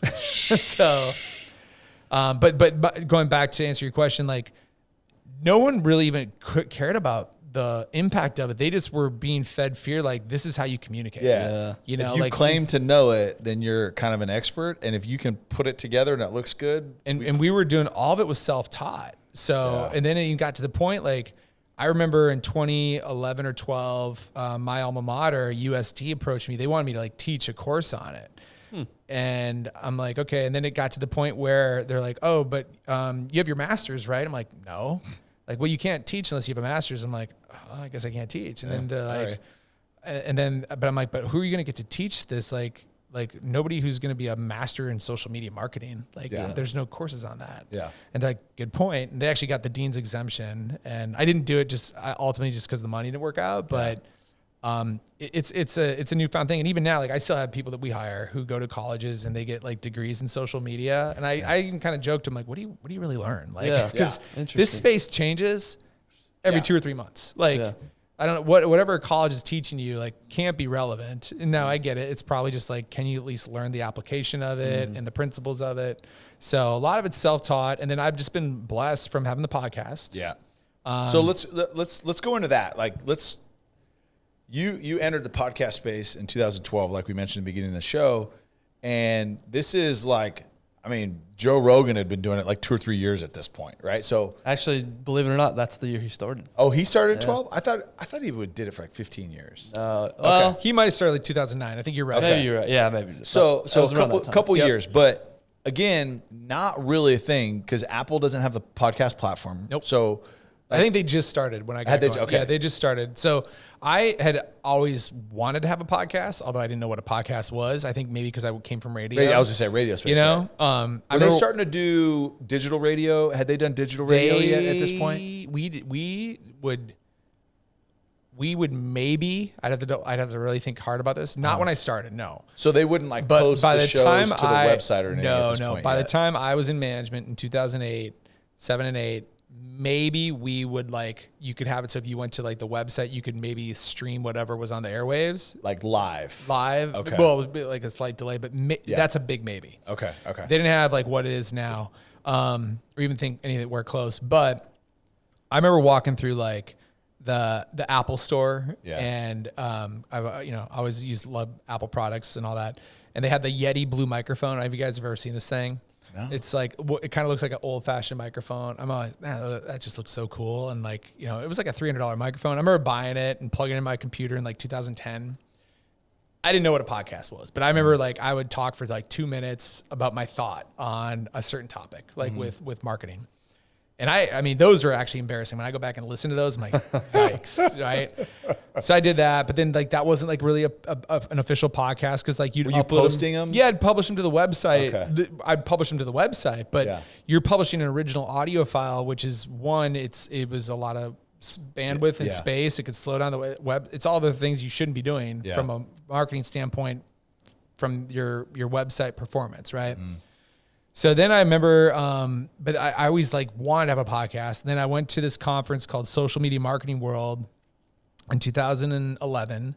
And I remember that's when I saw a session on podcasting. And I'm like, wow, that's when I was hooked. I'm like, I got to go start a podcast. Went home, ordered on Amazon, $600 worth of equipment. It all showed up, sat at my desk at my office. I had an office at this time in Pacific Beach. And then I went to another conference called Interactive Day, and that equipment was just kind of sitting under my desk, right? And so maybe for a month and a half, 2 months, didn't know what I was going to really do. I knew I wanted to have a podcast, didn't even have a title. And I'm at Interactive Day, and the keynote speaker was this guy named Rand Fishkin. And at the time, Rand was really well known as the go-to guy with anything with SEO for search engine optimization. It's the first episode I listened to. He was the founder and CEO of Moz SEO at the time. Then it became Moz. He's sold it, on his fifth venture now. Yeah. I went up to him after he got off stage in the corner. He's answering some questions, and there's probably 2,000 people at this conference. And I went up to him hey, Rand, I'm Tyler, and I run an agency here in San Diego. Hey, I have I kind of lied. Said, hey, I have a podcast. Would love to have you come on. He's like, yeah, sure, I'll do your podcast. And I kind of figured he's not going to fall through, right?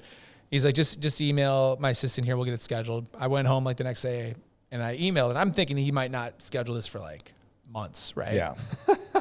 He scheduled a week later. Wow. So I gotta get this going. I had to figure out how to do a podcast. Wow. So if you go back and listen to that first one, you can tell I'm nervous in my voice. But I did it, and everything I learned about podcasting, you gotta weekly episode, right? Mm-hmm. So I was hustling and I grinded and I just cranked it out. Now this was early though, and I think a big thing which gave the podcast credibility was getting other big name guests. So having Rand as my first guest opened the doors for me to get pretty much anybody else in that marketing community. Yeah. And then I had one of my good friends. He's a good friend now, Joel Price. He was the director of social for the Chargers, the San Diego Chargers at the time. He was a fourth guest. So now you throw in a big name with a big brand, it just made it easier. And were there any other podcasts at the time that you listened to that you kind of said, I want to? Yeah. So how did you learn? So at that conference, so that was put on by a company called Social Media Examiner, and they were a go-to blog about social media marketing. So that's where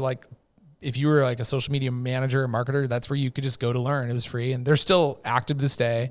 The total irony of the whole thing is Mike Stelzner, who's the founder of that, he's become a really good friend of mine from all this. He lived in San Diego though too. San Diego, I was also kind of lucky. It was a hotbed of digital marketing entrepreneurs. Now they're not maybe widely known to people nowadays, but for the OGs, everybody who got started back in 2011, they knew John Lee Dumas, they knew Pat Flynn, they knew Amy Porterfield, they knew Mike Stelzner, they knew Mari Smith. All these people lived in San Diego. Yeah. So I was lucky because I was there too, as in the same neck of the woods, got to know them.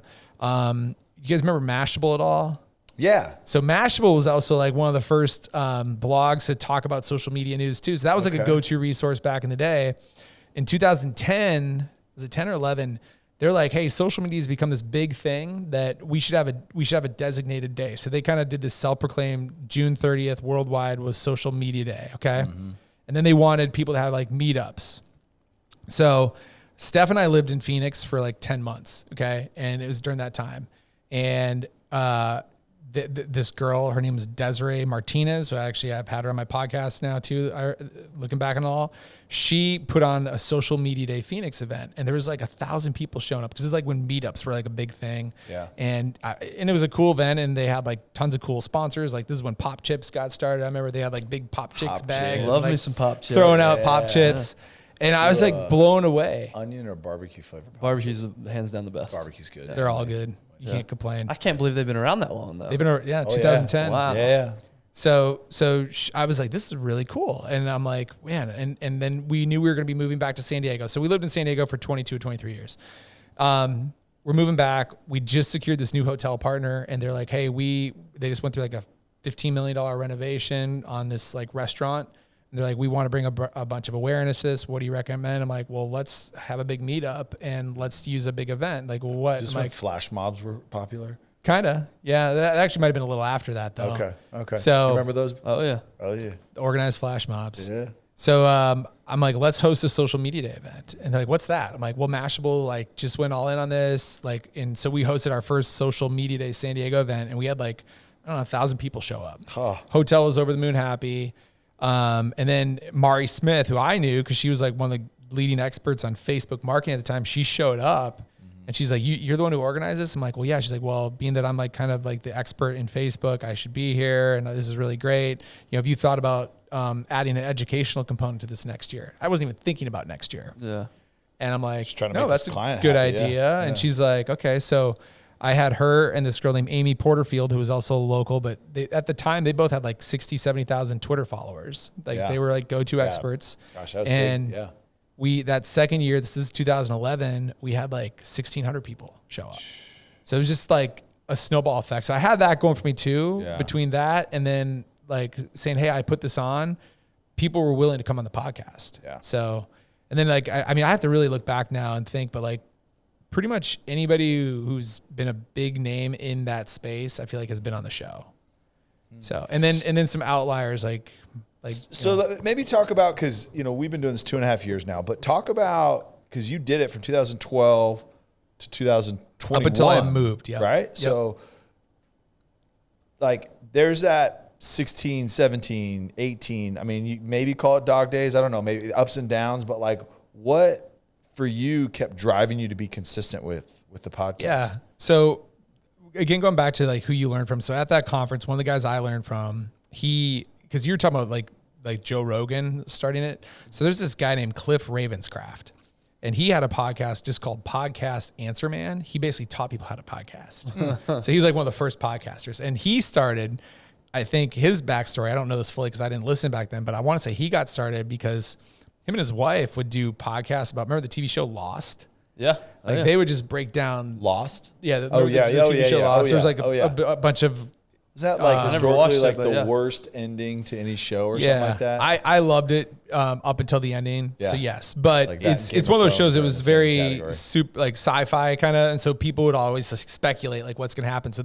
that's kind of the appeal with podcasts. That's why I got into it too. Is what was taught to me back in 2011 is podcasts can be niche on anything. So if you like gardening, you can go listen to a gardening podcast. Yes. If you like fantasy football, there's a plethora of fantasy football podcasts now. So, and then so now you're just because you liked it.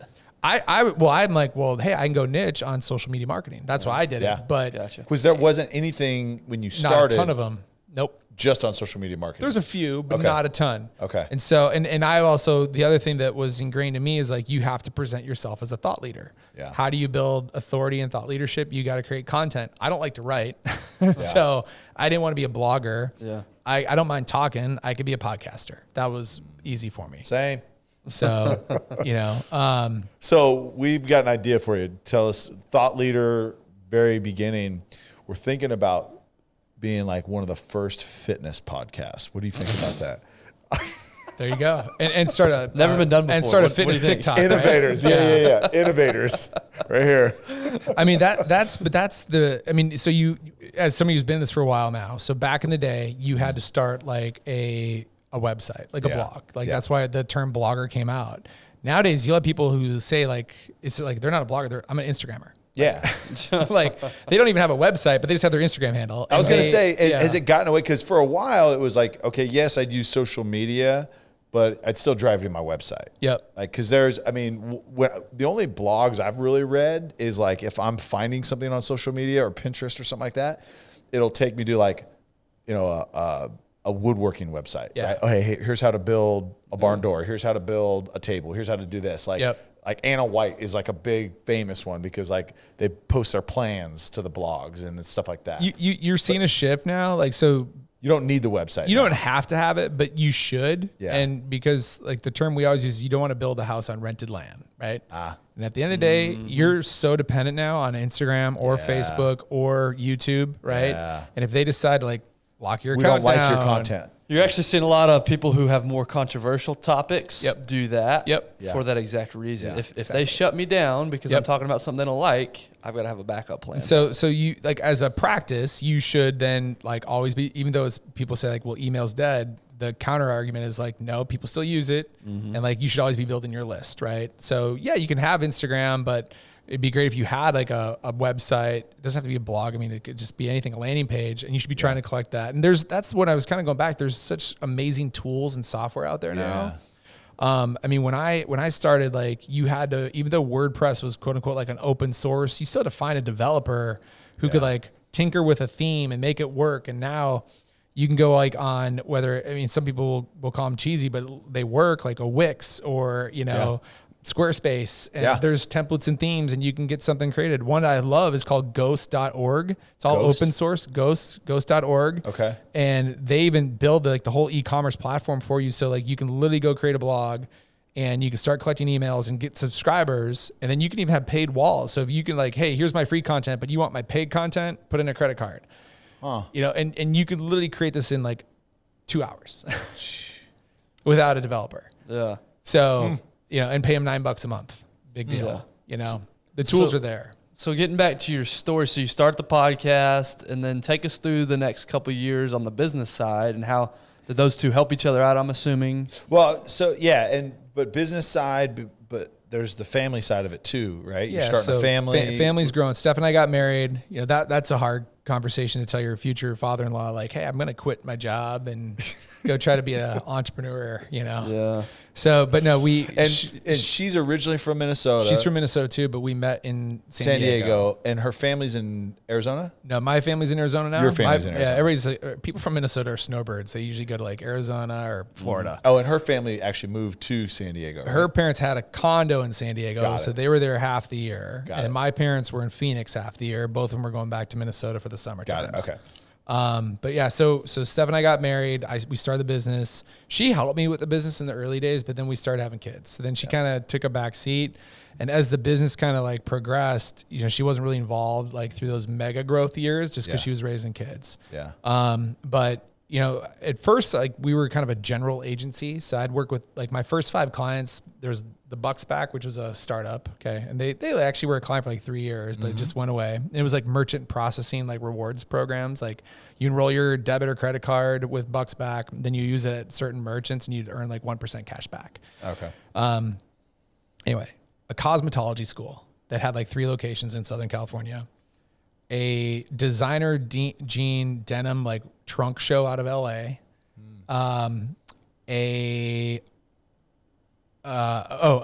just an auto service place called Express Tire, had like 26 locations throughout San Diego. And gosh, I can't remember the 5th one now. A bridal show, like a bridal conference, like it's called Bridal Bazaar. Like those were my first 5 clients, right? When I was making like the 10 G's. But it's kind of interesting because like I learned a ton about cosmetology school, like that I never thought I would have known from that. Which part of me kind of joked back at the day, like no wonder we had a housing crisis because you could like go sell multi-million-dollar homes with like a weekend crash course and become a realtor. Yeah. But you need 1,600 hours to cut hair in California. Yeah. And $15,000 in school fees. So anyway, that's a good point. Not here nor there. But, had all those types of clients, did the stuff with Penske. Pretty much anybody who wanted to work with us, we were down to work with them. So we had B2B, everything. I'd say, we worked at Jersey Mike's Subs for like 3 or 4 years, Nice. like brand, so like fan favorite. Solid sandwich. Yeah. Solid sandwich. It's just anything. But like in 2012, we got our first in with a hotel. Yeah. And it was for a rooftop bar that hotel had that looked into Petco Park. And it was cool. And we did some work with them for like 3 or 4 months. And then they're like, hey, can you start helping us with our hotel as well? And we started doing that. That was cool. And then, that's a whole fascinating space. I was just going to say, like, that's a space that has exploded because of influencers, right? That influencer marketing. I mean, or maybe optically it's changed.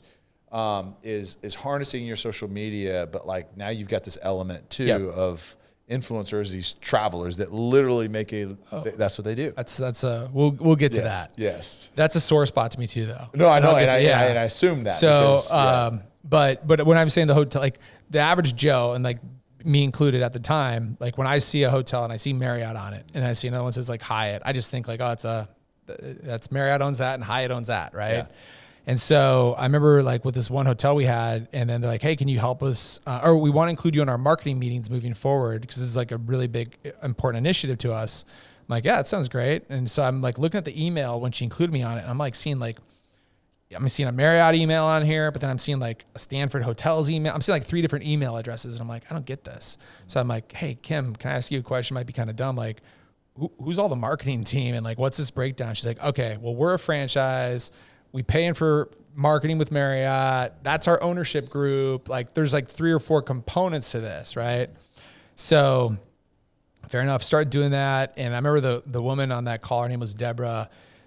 She was from Marriott corporate. And after like about 2 or 3 months of these calls, she's like, hey, can I have a call with you? I'm like, yeah. She's like, hey, I think I have some other hotels could use your services. I'm like, okay. And next thing we're working with hotels in Del Mar. Then it's like LA, Orange County. Then our hotel in Del Mar, they're like, hey, can you join an ownership meeting? And I'm like, sure. Show up to this ownership meeting, and these are like asset managers where their whole job is to make sure these hotels are performing. Yeah. And I remember meeting with this ownership group, and this asset manager was one of the toughest guys I've ever seen. And that's why they wanted me on this meeting. They're like, we can't speak to this like you can. And he's going to ask these tough questions. We need you to answer it. I did that after that meeting. His name was Shai. He calls me up. He's like, hey, I have hotels in Atlanta I want you to start working on. And like that just where it all... It's just a wildfire, man. So we started working with a ton of hotels, and that was around like from 2012 through like 2017, 18. Yeah. Like it was just pure growth with hotels. Mm-hmm. Still working with other clients though too. Yeah. Probably the most fun client we ever had was a music festival called Kaboo. Oh, let's just say Fire Festival. They actually, so the irony is... You ever heard of Fire Festival? Oh, that's the island one, right? The island one, he just got out of prison. He's trying to No, he's not trying to do it again. He's trying to redo it. He did, yep. I just read this the other day too. What was he doing? He was trying to he's teasing. He's doing like guerrilla marketing on his next thing. Billy something, no, what's his name? Yeah, I forget his name. Anyway, so Kaboo was before Fire Festival. Okay. They did it in San Diego at the track that overlooks the ocean. Awesome venue, super cool, so much fun, like an amazing run with those guys, okay? Yeah. They did, though, before Fire Festival, they decided they were going to do a Kaboo Cayman in the Grand Cayman Islands. So they had a legit one, but they had to deal with like a little bit of a PR backlash. Like, no, we're going to actually show you how to do a music festival on the islands. And then they also did a Kaboo Dallas at Texas Stadium, which wasn't unfortunately as good as they maybe thought. Yeah. So they should have just stuck with what they had working. Right. Yeah. But then, what type of music is it? It's everything. So they kind of play off of, or it hasn't come back. The pandemic killed it. Yeah. But the Kaboo would play off of nostalgia. So like, my age group, and I'd say if you were.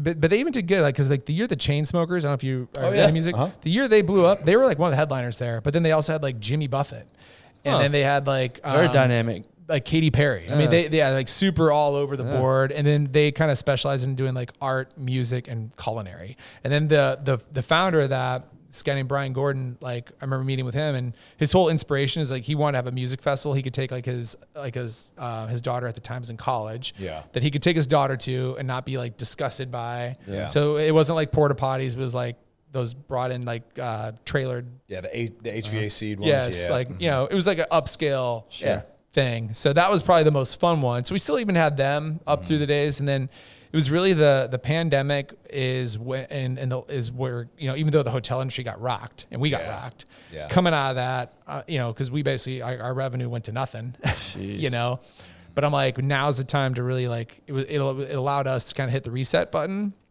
on how we do things at the agency.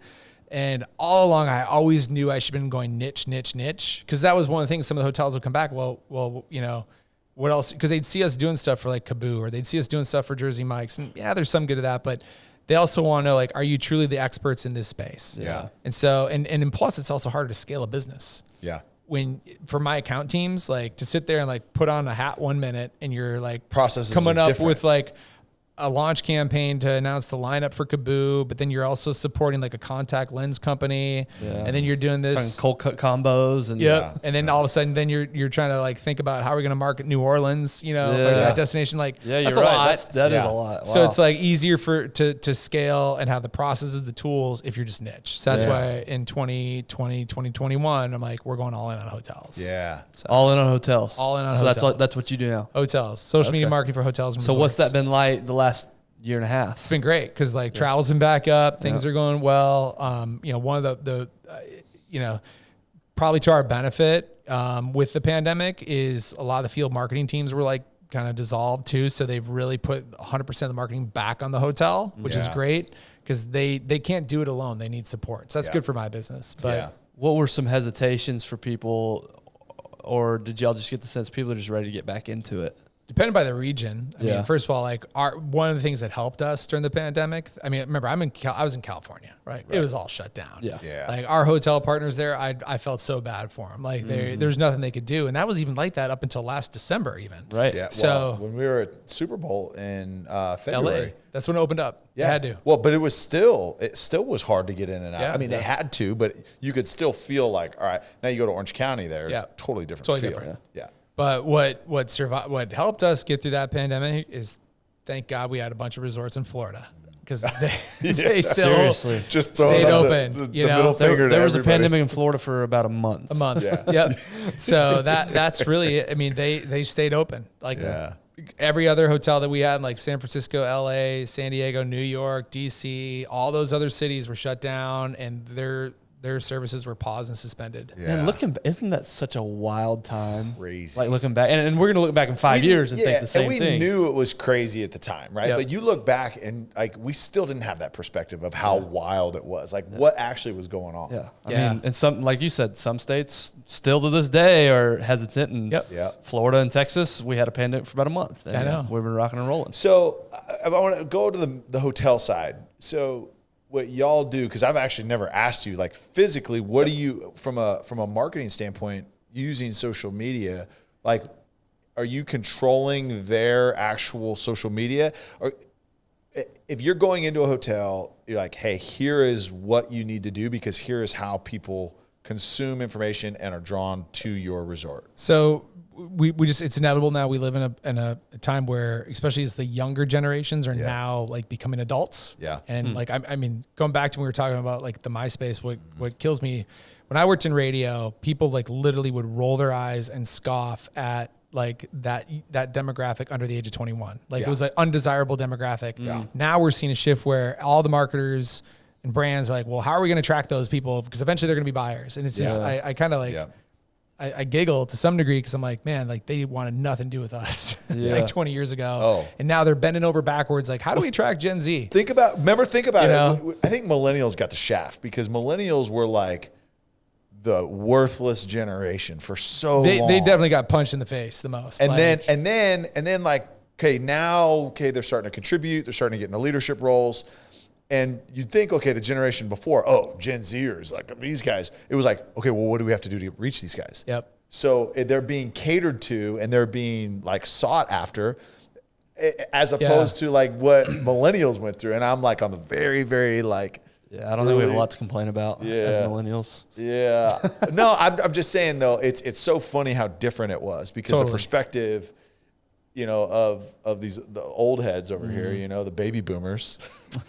I'm Gen X. Or Gen I'm X. actually a Zennial is what they call it. So Zennial. if you're Yeah, in yeah, between yeah. Gen X and millennial, that's Yeah. what I am. Because I think I identified more with an older millennial because I was always a tech adapter. Yeah. Right. But, Because but you could be an older millennial if you identify that way. I could be. Yeah, That's what I'm saying. I could be a identify Gen as Z if whatever I you want. identify that way. Don't, hey, you know? don't let them Yeah. tell you any different. Do whatever you want. So, but to answer your question, like, so, you know, nowadays, Yeah. like, and even like 5 years ago, like our selling proposition to hotels, like the travelers are expecting you to be there. Yeah. Like we literally, so we do full service social media management. We do consulting. We do it all. We place ads. We're there to help them for as little as they need or as much as they need. Yep. A majority of them though, don't have people actually there to manage their social because there's also a lot of high turnover in the hospitality space. Yeah. People go work at a hotel. They want to maybe delegate social media to a destination sales executive who's like 26 years old because they think she gets social media. She's only in that role for like 5 months and then she's already maybe going to another hotel. Yeah. So there's quick turnover. So they need somebody to help that out with. That's where we kind of come in. Part of what we do is just community management, which is monitoring like the Instagram DMs, the Facebook DMs, the reviews, because there's people who will sit in hotel rooms who in this day and age do not want to hit 0 on the phone if they want to talk to the front desk. They'd rather go on Instagram and send a DM, hey, can I get a late checkout tomorrow?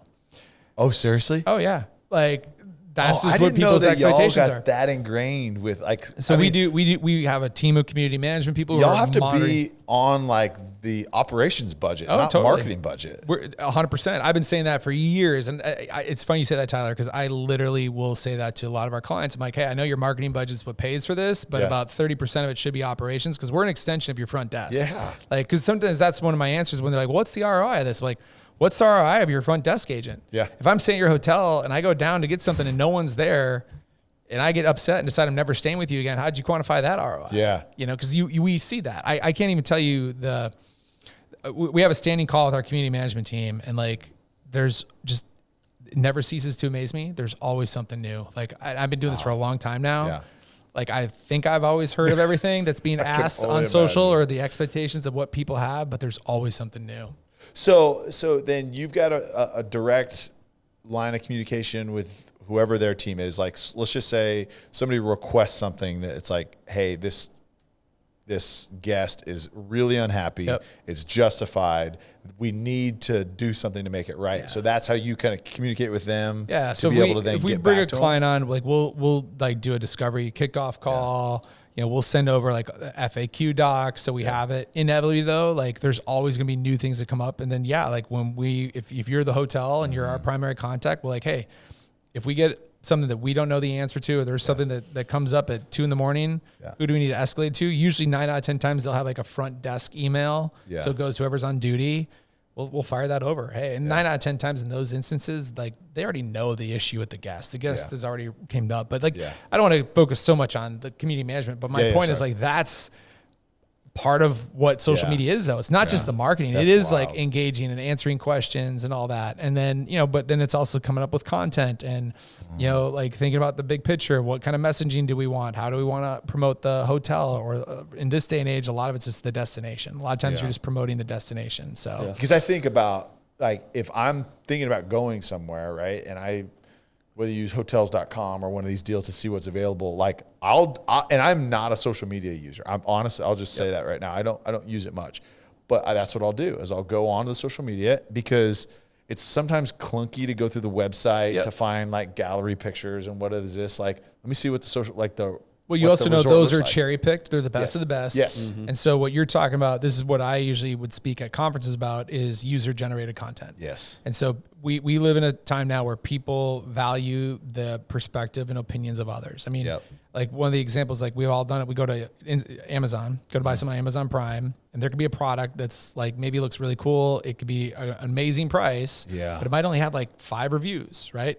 But then you see the other one that might be like 3.5 stars out of 5, but it has like 15,000 reviews. You're still buying that one because of the social proof. And you're like, that just seems like it's more credible. Like you want to know like what's really going on and like how do people and even perceive products that product? when I know there's a couple websites, even like for my truck, I had to get a couple things, and they do a lot of this website does a lot about getting you to post pictures, like your actual user pictures of it, right? So it's actually community generated. So it's like, okay, that looks cool on the website. It's in a studio. It's totally controlled. Now let's see what, Stan in Iowa, what those taillights look on his truck. And now I can actually get a really good gauge on what it's going to look like. Yeah. So that makes a lot of sense. And I mean, Instagram's made it easy because you can, and the true users of the platform know this. Like they know that they can go and search like a location tag, right? Yeah. So they'll go to Instagram, they'll like literally type the name of the hotel, and it's maybe kind of cool if they're looking at the hotel's content, but they're also looking at all the content posted by all the other guests. Yeah. Like as I've gotten older now, like the one platform, like I'm a lurker on it. Like I'll check it out, but I don't actively participate. But like TikTok, for example, right? But it's funny because like there's this TikTok trend right now where they do like drink Clorox, something versus reality.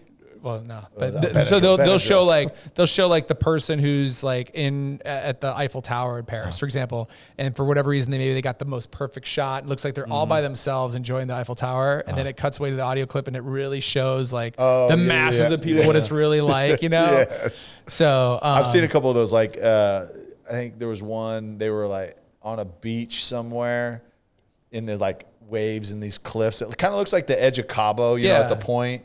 And it's like what influencers show you. Yep. And then they zoom out and there's like thousands of people and people right next to them like taking the same picture. Totally. Yeah. That's what I'm talking about. Yeah. And so, but I think people do that from a UGC standpoint. Yeah. They want to see like what's the real experience, right? I mean, I have to paraphrase the statistics, but like 7 out of 10 people or something like that. It's been like 2 years since I did this presentation, but during the pandemic. But like I have tons of this stuff on UGC. Yeah. And it's like basically what I'm trying to get to is like we as a society, we trust people more than we do brands. Like we don't trust brands. We like watch commercials. We know that they're just telling us what they want to tell us, but we'll trust what everyday people say about stuff. Yep. Yeah. You know, like you were talking about influencer marketing, a phrase I've used for the longest time is like everyone's an influencer. Yeah. Like, because you might have an Instagram profile with 1 million followers, but somebody else might have influence over 1 or 2 people who has $1 million that they're ready to spend. Yes. Pick or choose what you want there. So how do you control that though? Is that just coaching them? The clients? Yeah, the clients. Definitely a big part of what we have to do is education. And I mean, that's what's hilarious to me is like, I've been doing this now for 13 years and a lot of the principles are still the same. Yeah. But it's just reminding them, like, it still cracks me up when we come across clients who want to focus on the vanity metrics. Like you're talking about the tracking, and the vanity metric is like your following, because your following doesn't mean anything. Yeah. Because if Instagram tweaks their algorithm, you can still have 1 million followers. And maybe at one point you were reaching, half of them, but now all of a sudden you're lucky to maybe reach 2% of that audience. Right. Yeah. I did the math one time and it's like the amount of likes versus followers, it's in the 0.00%. It's not even a percent. And is this because did you do the post yourself?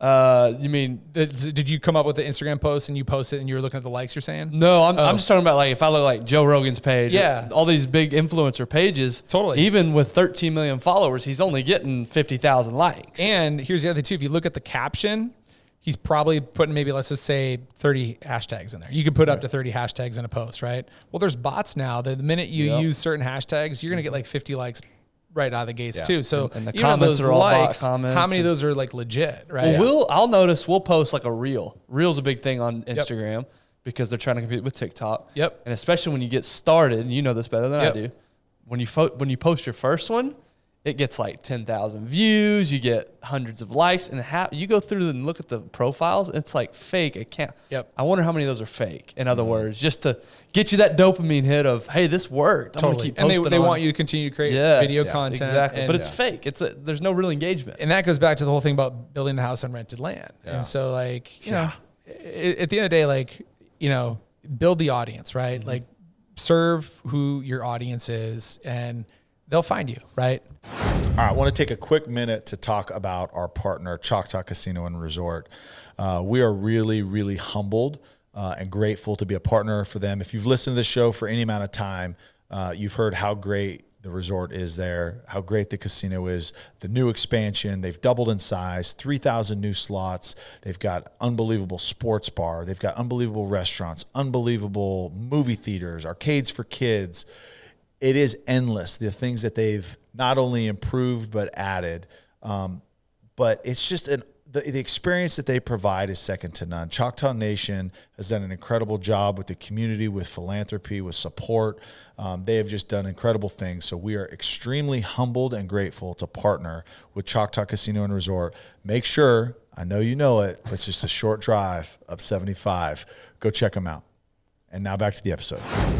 Let's go into that. Maybe as we wrap this up and some practical application, because not everybody here is. Everybody is in marketing in some way, shape, or form, but not everybody owns a business. So, practically speaking, that's a principle, it sounds like, that you were about to go down. What are the principles of marketing? What are some good foundational aspects that people should keep in mind if they're wanting to do this and expand their brand? So, taking a step back, like, because I like to, people always want to judge sometimes, like, based on the best stories, right? And even from a startup, sometimes, like, we'll work with a brand or a business or let's remove the hotels. When I've talked to other people who have a business, sometimes they're not everybody could be like a viral brand like Taco Bell or Dunkin' Donuts. Like that just has like a viral fan base to begin with, right? Like what if you are a chiropractor, right? Let's just be honest. Like that's not the super sexiest thing out there, right? So, okay, but you should be doing that. You should be marketing your services, right? Like how would you do that? And it goes back to like when I was even like with me, I want to demonstrate thought leadership. That's really what it is. Like be a thought leader in your niche. So if you're a chiropractor, like what content can you create that's answering questions? A good friend of mine, been on the podcast, great author, a guy named Marcus Sheridan. He wrote a book called They Ask You Answer. To me, that's like the simplest thing when people are like, well, what kind of content should I create? Everybody, if you're in business, you have customers, your customers have questions. Start writing all those questions down. Answer those questions as your content, right? Put it on YouTube, because where do people go when they're searching for stuff on YouTube? How to do this. Answer that question, right?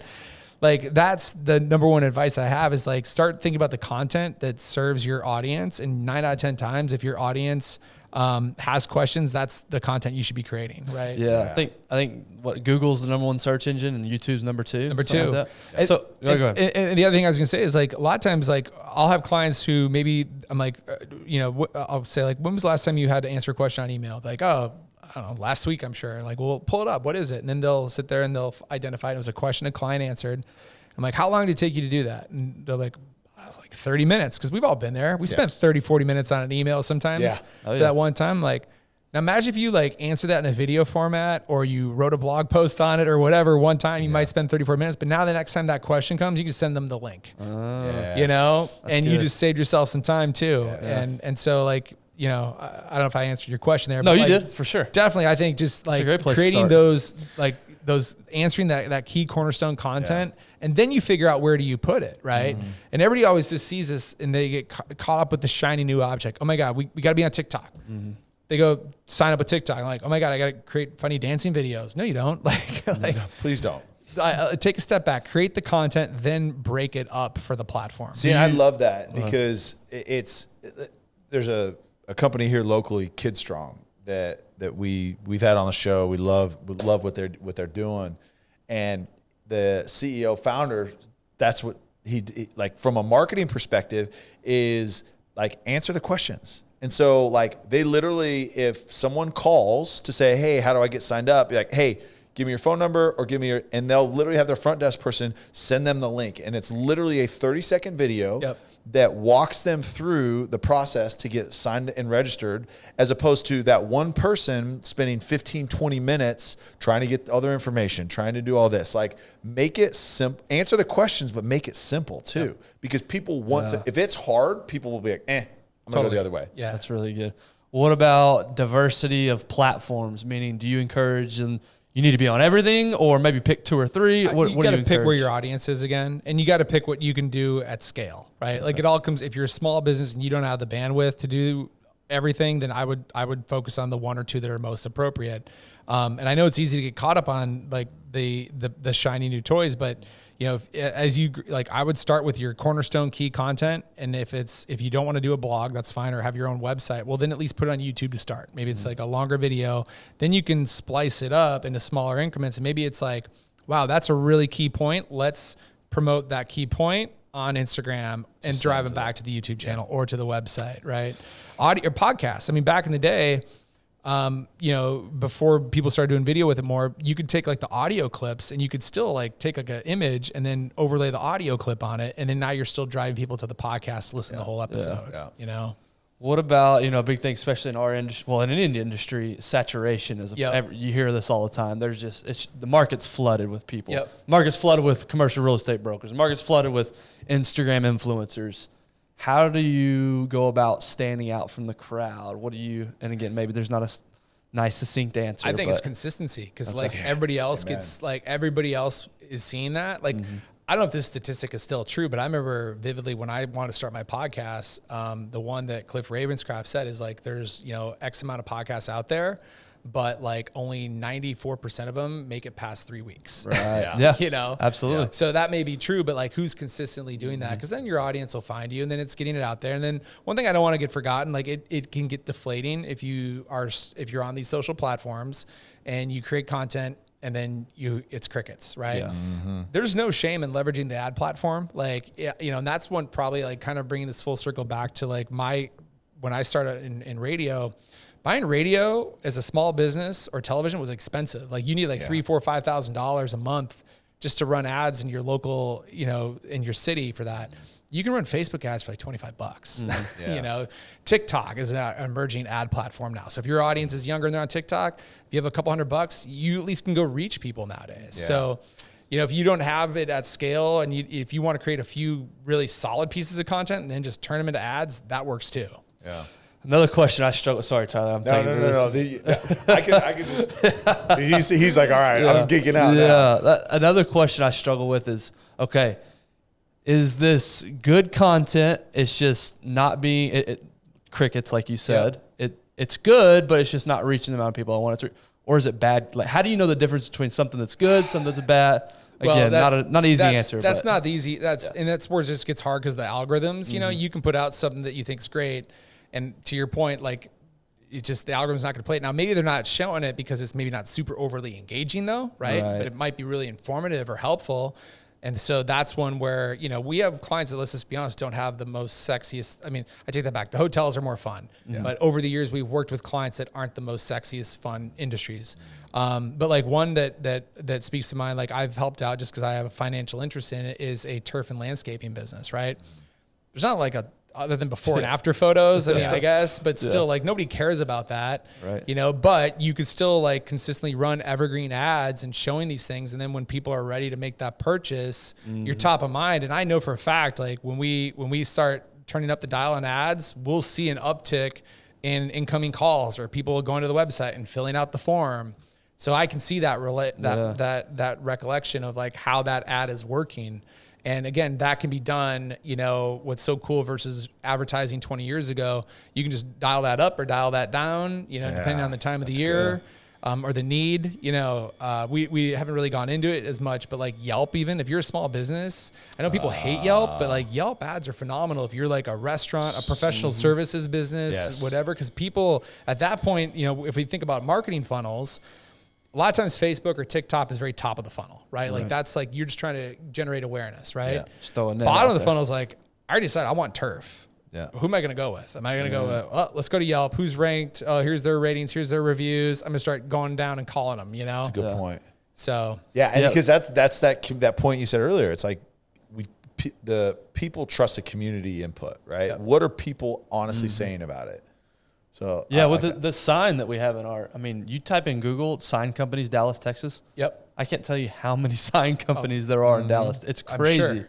And it was very hard, but to your point, so what do? You go look at reviews. You go, what are people saying about companies? Because there's just so many things out there of any given industry. So I got a question. So say there's a small business out there that has been trying maybe to handle their marketing in-house, trying to do it themselves, or a large hotel company that maybe has in-house has a marketing team within. What is the benefit of bringing someone on, like from an ROI perspective, right? Because a lot of times, especially small business, so maybe let's just focus there, is like, I don't know if I can spend $2,500, $3,000 a month to like hire a consulting firm to help me with this. Sure. Walk us through why, instead of just stumbling through it yourself, and why bringing someone on, like why it really truly adds value. If you could always try to quantify like the return on like, can you physically track it with sales? So if you're like an e-commerce brand or anything where you can digitally track it with like the pixels, which are all out there, great. Say you can't do that, then the next thing I go back is just time and resources. Like how much of your time as an entrepreneur, like are you fumbling away, spending your time doing this? And so if you either decide to hire, like you could try to go hire someone younger, like right out of school, that's fair game, but then give them the resources to learn it. Don't just hire them and expect them to learn it. Say, hey, I also signed up for this training program. I want you to learn, like invest in them then to learn it too with you or on for your business, right? I would maybe start there. That would be like on a shoestring budget if you want to take it in-house. Now, if you want to go with an agency or hire a consultant or whatever, somebody else to do it, you have to remember it's not just like knowing it, you're paying for their knowledge, but then there's the doing of it. Like they got to do it. They got to create the content, present the content schedules to you, write the copy, schedule it. If there's ads, there's ad placement, ad management, ad optimization, looking at the ads. Is this working? Is it not? Should we tweak it up? And then don't forget the community management. If you're a successful business, people are going to be messaging you or commenting on it, and you don't want to ignore them. Like nobody likes that either. So I would look at like, okay, how much is your time worth too? And if you're spending all this time to do all that, that's one of the biggest lessons I've learned this last year is the value of time over the value of money. And trading your, money for your time and how valuable that is. Cause you're right. I mean, it's $2,000 a month or $3,000 a month. That's hard as a small business. Sounds like a big number, right? Yeah. But how much money are you spending by trying to do it yourself? Totally. And how much money is that costing you? What about like books? Do you have any books that you think of that people could, a good resource to start with? Well, the social media stuff changes all the time, right? Yeah. So even like I joke, cause when I was talking about the podcast, I remember one of the first books I read in the space was like Twitter Power. It was a book on Twitter, and it was written by this guy named Joel Comm, who became a really good friend of mine. He's been on my podcast numerous times.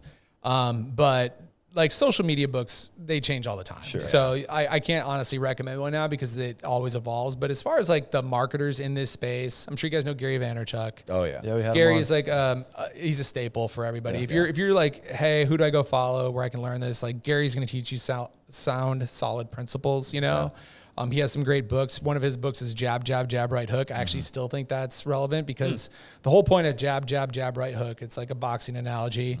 You don't go in for the knockout punch, right? You're jabbing, you're jabbing, you're jabbing, then you go for the knockout punch. Same thing with marketing. Like you don't just go ask for the sale. Like, he's like, you jab, you give value. You jab again, you give more value. You jab one more time, you give me more value. Now you built like that trust with the customer, boom, then you go for the knockout punch. Hey, you trust me now you buy my product. Yeah, that's a hard concept to grasp as a young person when you're not making any money. I'm sure you struggle with this. I get it. You want to go with that right hook immediately because you got to make the sale. It's ironic how it's a double-edged sword. Isn't it funny though? Like you've been in whatever industry you're in and you see the young person do that, the exact same thing that you did. And how like spine tingling that is. Like it's like cringeworthy. You're just about to watch a car accident. And you're just like, oh. Well, everything rides on that sale, and you sell better when you're relaxed, but you're not relaxed because everything's riding on this. Yeah. It's just a weird dichotomy. So true. And what about podcasts that focus on marketing? Are there any good ones out there other than yours? I mean, and I talk about this, Tyler. In full transparency, since I'm new to Texas and my whole podcasting studio is still in storage while we're building a house and all that, I didn't have a studio. I started mine in my office, right? But we can do a trade. You can do our marketing. You can use our studio. So, but there's still some awesome ones out there. I actually have to give credit to the one that I listened to back in the day. They're still fully active, and that's social media marketing. Just straight social media marketing with Michael Stelzner. He's the guy who puts on that social media marketing podcast. Yeah. He has some of the best thought leaders in this space. He does a weekly show. He also does another show, or his company does, and it's just more about keeping you up to date. So he has two podcasts. One's just about big picture strategy. That's the social media marketing podcast. The other one, I think it's called like the social media marketing talk show. And it's just a weekly show that keeps you up to speed with like the changes. Like these platforms are always changing. Hey, LinkedIn just added this and here's what that means, or here's how it works, or Twitter did this. Interesting. Snapchat really did that. Like they'll go pull, it's almost like a news segment thing for social media. Yeah. Like if you're watching Fox or CNN, they have correspondents. Yeah. They'll have like a Snapchat correspondent or a TikTok correspondent who comes and tells you what's going on. Yeah. So I'd say those are two ones I'd recommend. That's interesting. That's really good. Well, there's a lot more that we can still talk about, but I appreciate your time, man. Yeah. This was a lot of fun. Where can people find you and connect with you? It's super easy. Just casualfridays.com is the company. But if you want to find me personally, I'm Tyler J. Anderson at everything. Just if you go to like Instagram.com/Tyler J. Anderson, LinkedIn, Facebook, all that, I'm there, except for TikTok. Okay. So, and do you have a blog or a resource where you give marketing type information? No, I used to, but no, it's on, if you just go to Casual Fridays and you know, this is something like, you know, going back to being niche. That's what's next for us after the move and all that. We're launching later this year. Like when I was talking about like having a content hub, our content hub is going to be smart hotel marketing, and we're creating a bunch of content, just like for hotel marketing teams, ownership groups on how to market their hotel, what to do to market their hotel, resources, all that's there. Because as this has evolved, like as much as I want clients to hire us, hiring us is part of the process. Like they need to also have people, they need boots on the ground. Like if you're going to capture this content, you need somebody who lives within the hotel walls. It's not scalable to have an agency fly in or drive to your hotel to do this. So we want to provide them the resources of what to do and then how we can work with them. Yeah, that's awesome. And I love it. Loved your story. The end, though, the practical advice, man, I think that's going to be a lot of value for a lot of people. So Cool. appreciate you doing that. Appreciate your Well, time. I appreciate you guys having me on. Yeah. It's been awesome to talk about all this. So.